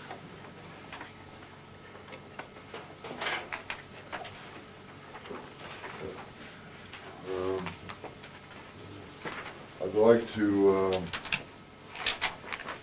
just not do the assessment. Can we use kneecap instead of smarter balance? Sir, kneecap's not available. Well, it is available, but we're just not allowed to use it. It's not our state assessment. With the exception of science, I'm sorry. Correct. I mean, I'd like to just, it's not a good tableau. Then I will make a motion that a refusal form goes home to all parents. That's not a balanced assessment. I'll second that for discussion. I have an example of a refusal form, if anybody would like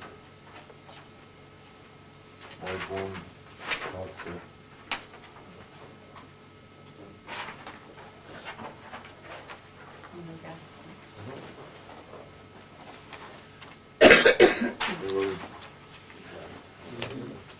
Huh?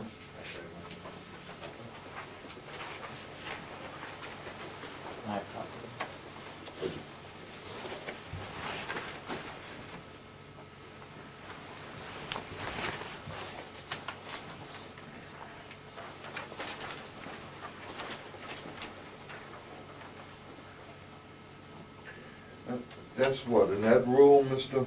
Jersey? What's that? Smart balance is mandated by an ed rule? It's mandated by an RSA, not an ed rule.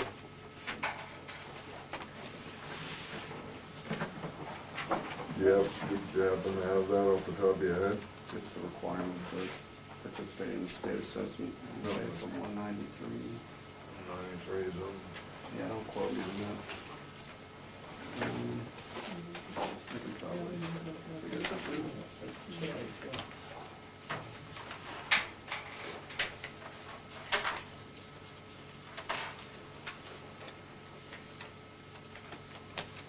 193-C:6.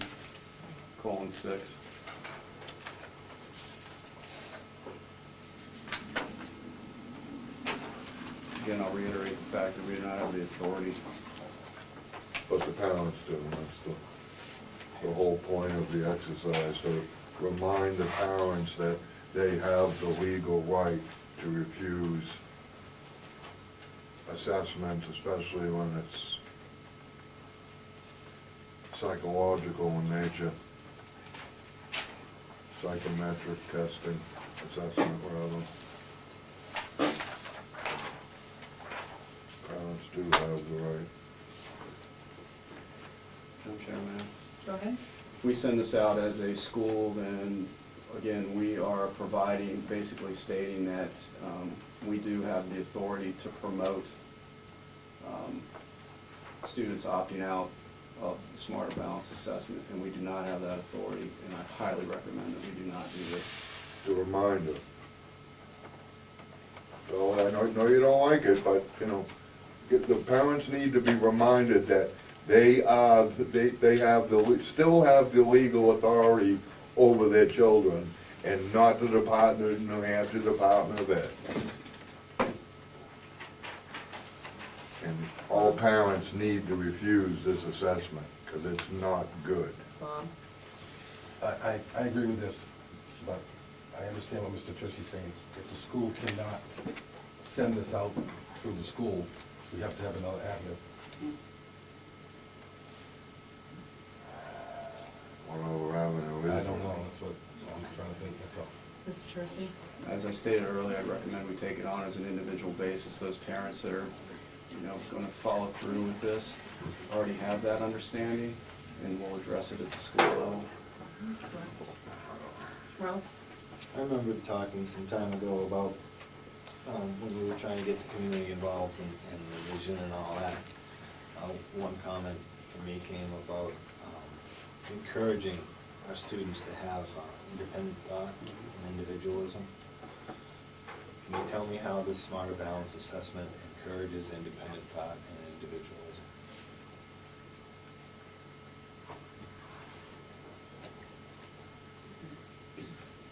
I have to think about that one, Ralph. It's more of a philosophical answer to that question. Independent thought and reflection comes anytime that you answer a question on a test. How you're going to answer that question.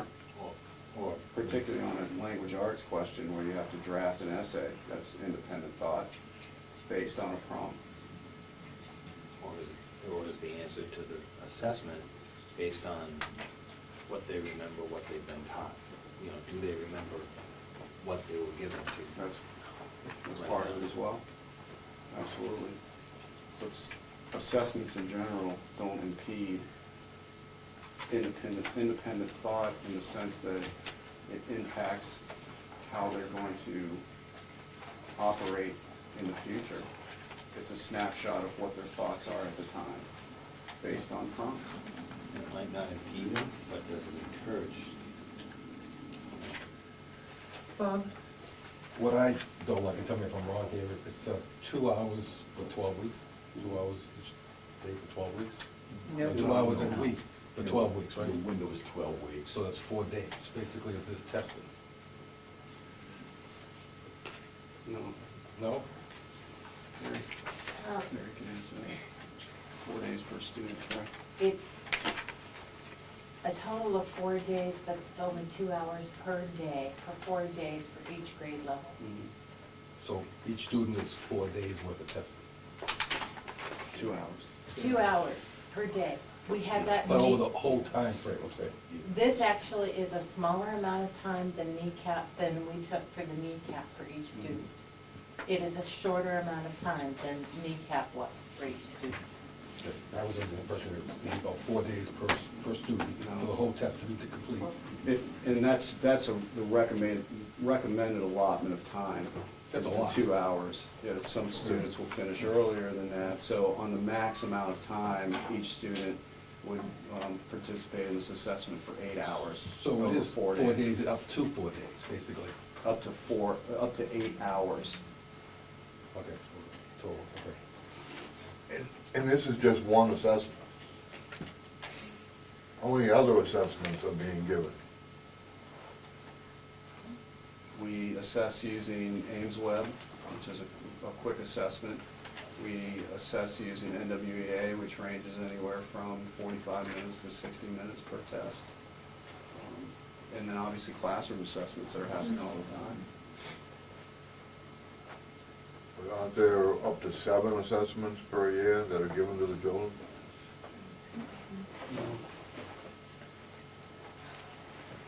If you look at it this year, you have Ames Web, NWEA, Smarter Balanced, and our 8th graders participated in NAEP assessment.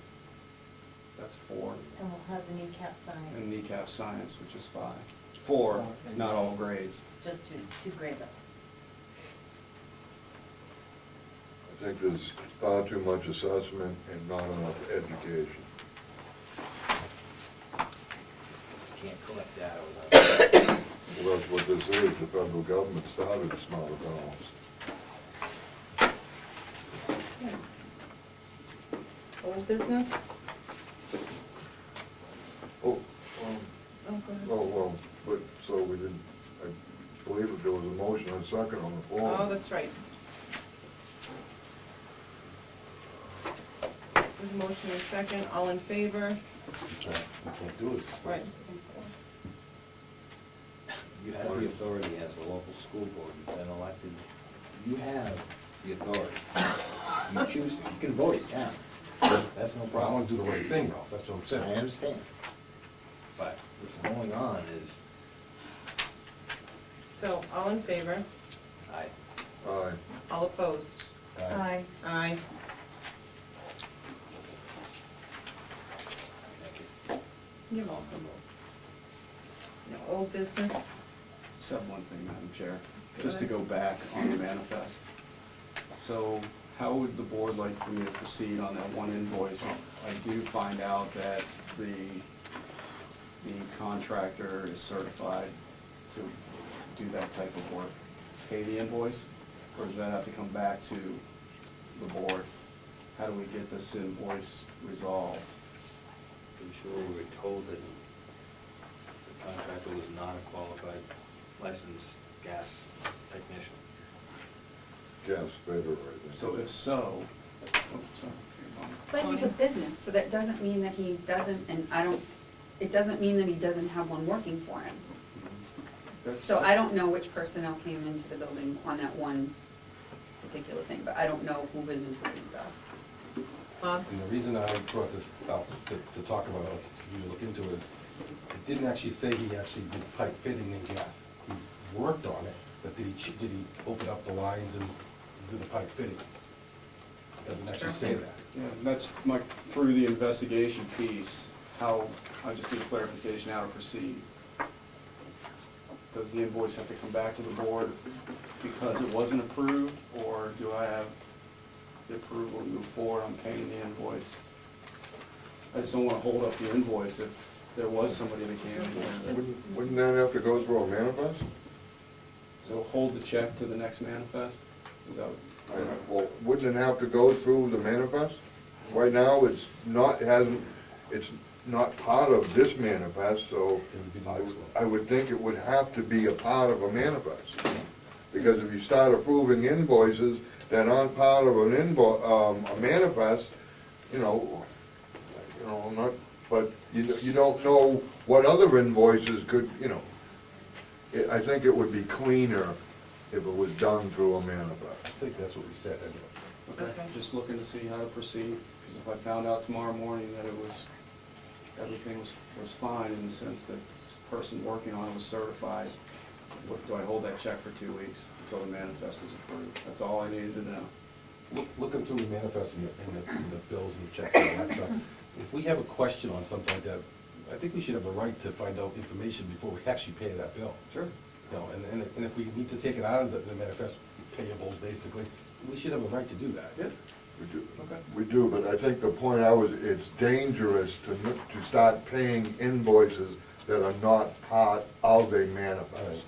Because once you approve one, then you can, you know, it's much cleaner to have it as a part of a manifest. Thanks for the clarification. All in invoices. Did that clarify it? Very much so. Okay, correspondence?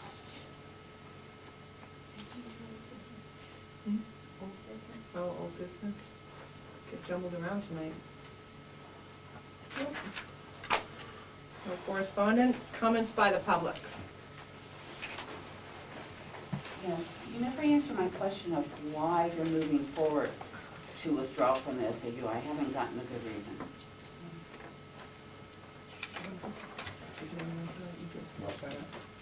Ralph? Because that's what the legislative body voted. But what made you decide that? That's what I want to know. The issue was on the ballot, and the majority of the voters said to not accept the withdrawal. You're still evading the question now. I want to know what makes you think you can do a better job than we're already in? Well, we don't have the answers to those questions until we're able to go forward and fix the planning committee. You know, the next step is to do the SAU planning committee, and But you have to have some reason of why you're moving that way, and I'm not hearing a good explanation.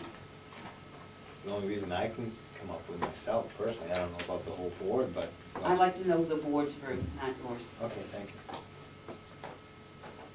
My next question is, if you want to be on the planning committee as a member of a resident, how do you apply? I'm not sure at Rick this point. Sager. All through the moderator, I Yeah. believe. Through the moderator? Through the moderator? Mhm. And does the superintendent ever have any discretionary funds that he can use without having to come to the board? None. Has it ever been considered, and why not? Why or why not? Go ahead. I can answer that, Sheriff.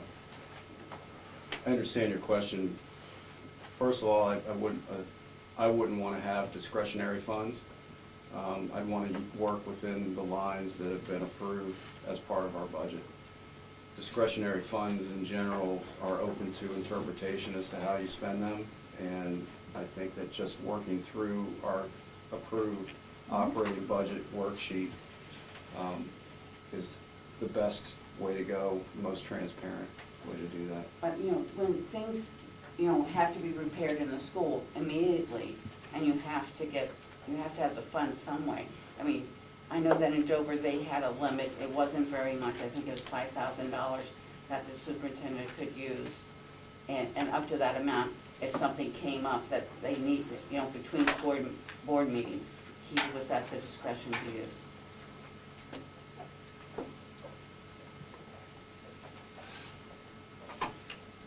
Lonnie? I can, I think in regards to your first question, I think that all individual board members might have had their own reason for choosing to go to withdrawal, and I don't know if you want to hear personal reasons. I can tell you that my reasoning is that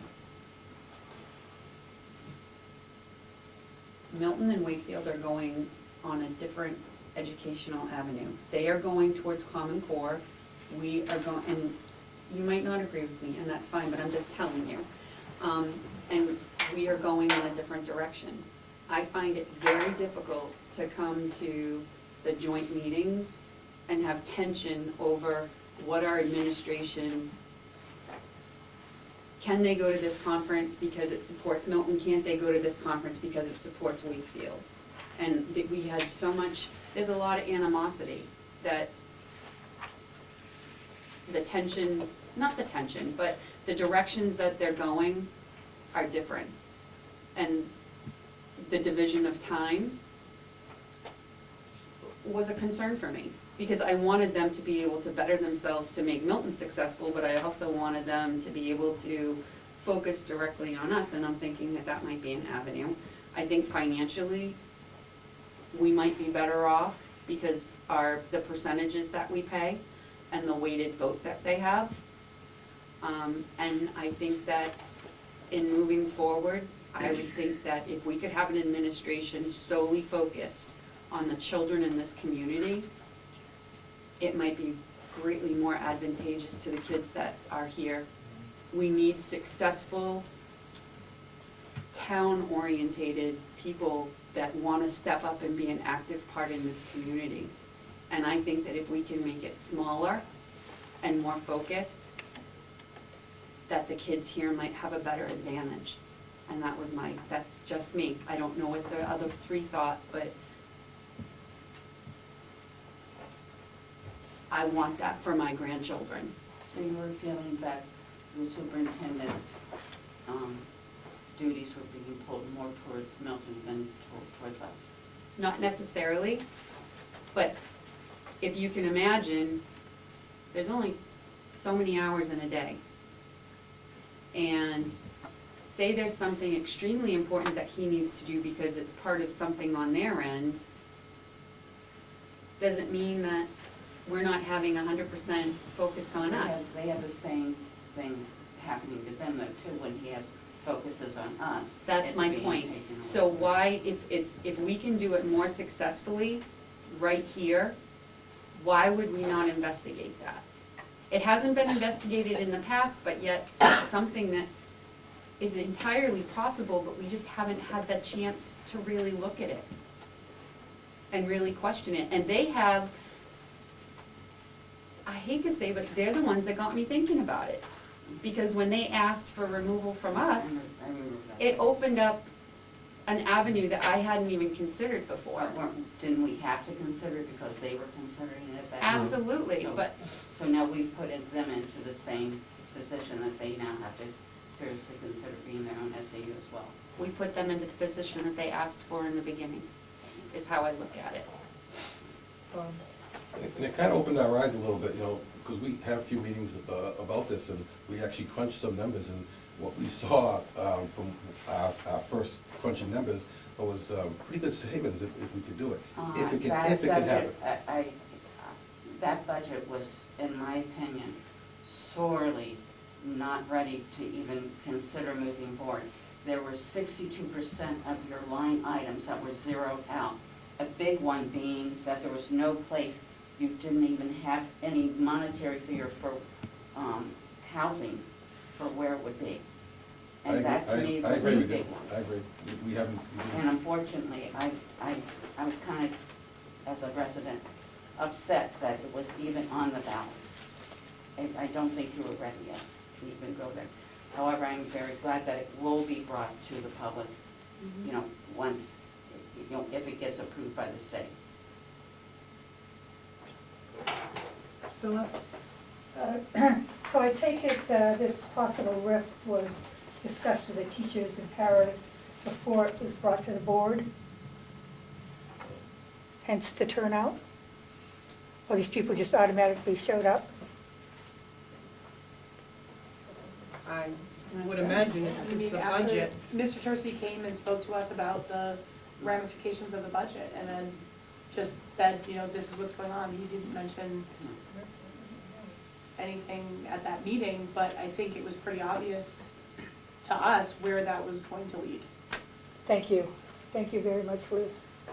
Am I correct in saying that you neglected to put that $273,000 back in your budget during deliberative session?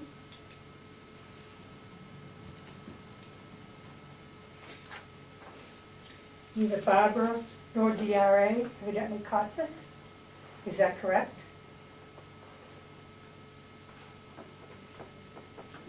I'm not going to get an answer, right? I'd answer you if I could. Can the superintendent answer me? The board like for me to answer that question?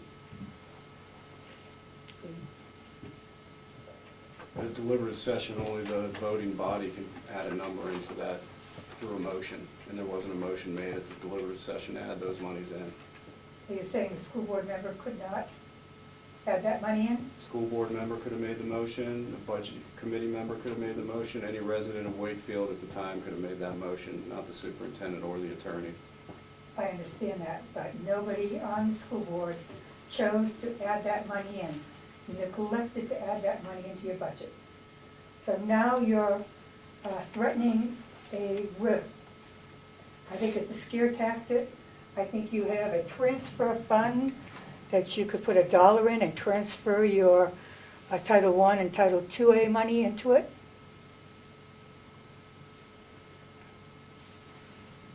This is a scare tactic. That's my comment. Thank you.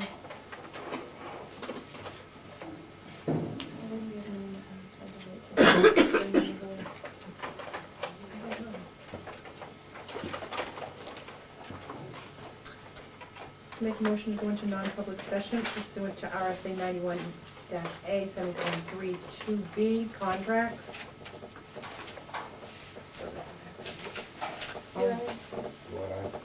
Joy, aye. Quad eye. Brown, yes. You're gonna be long?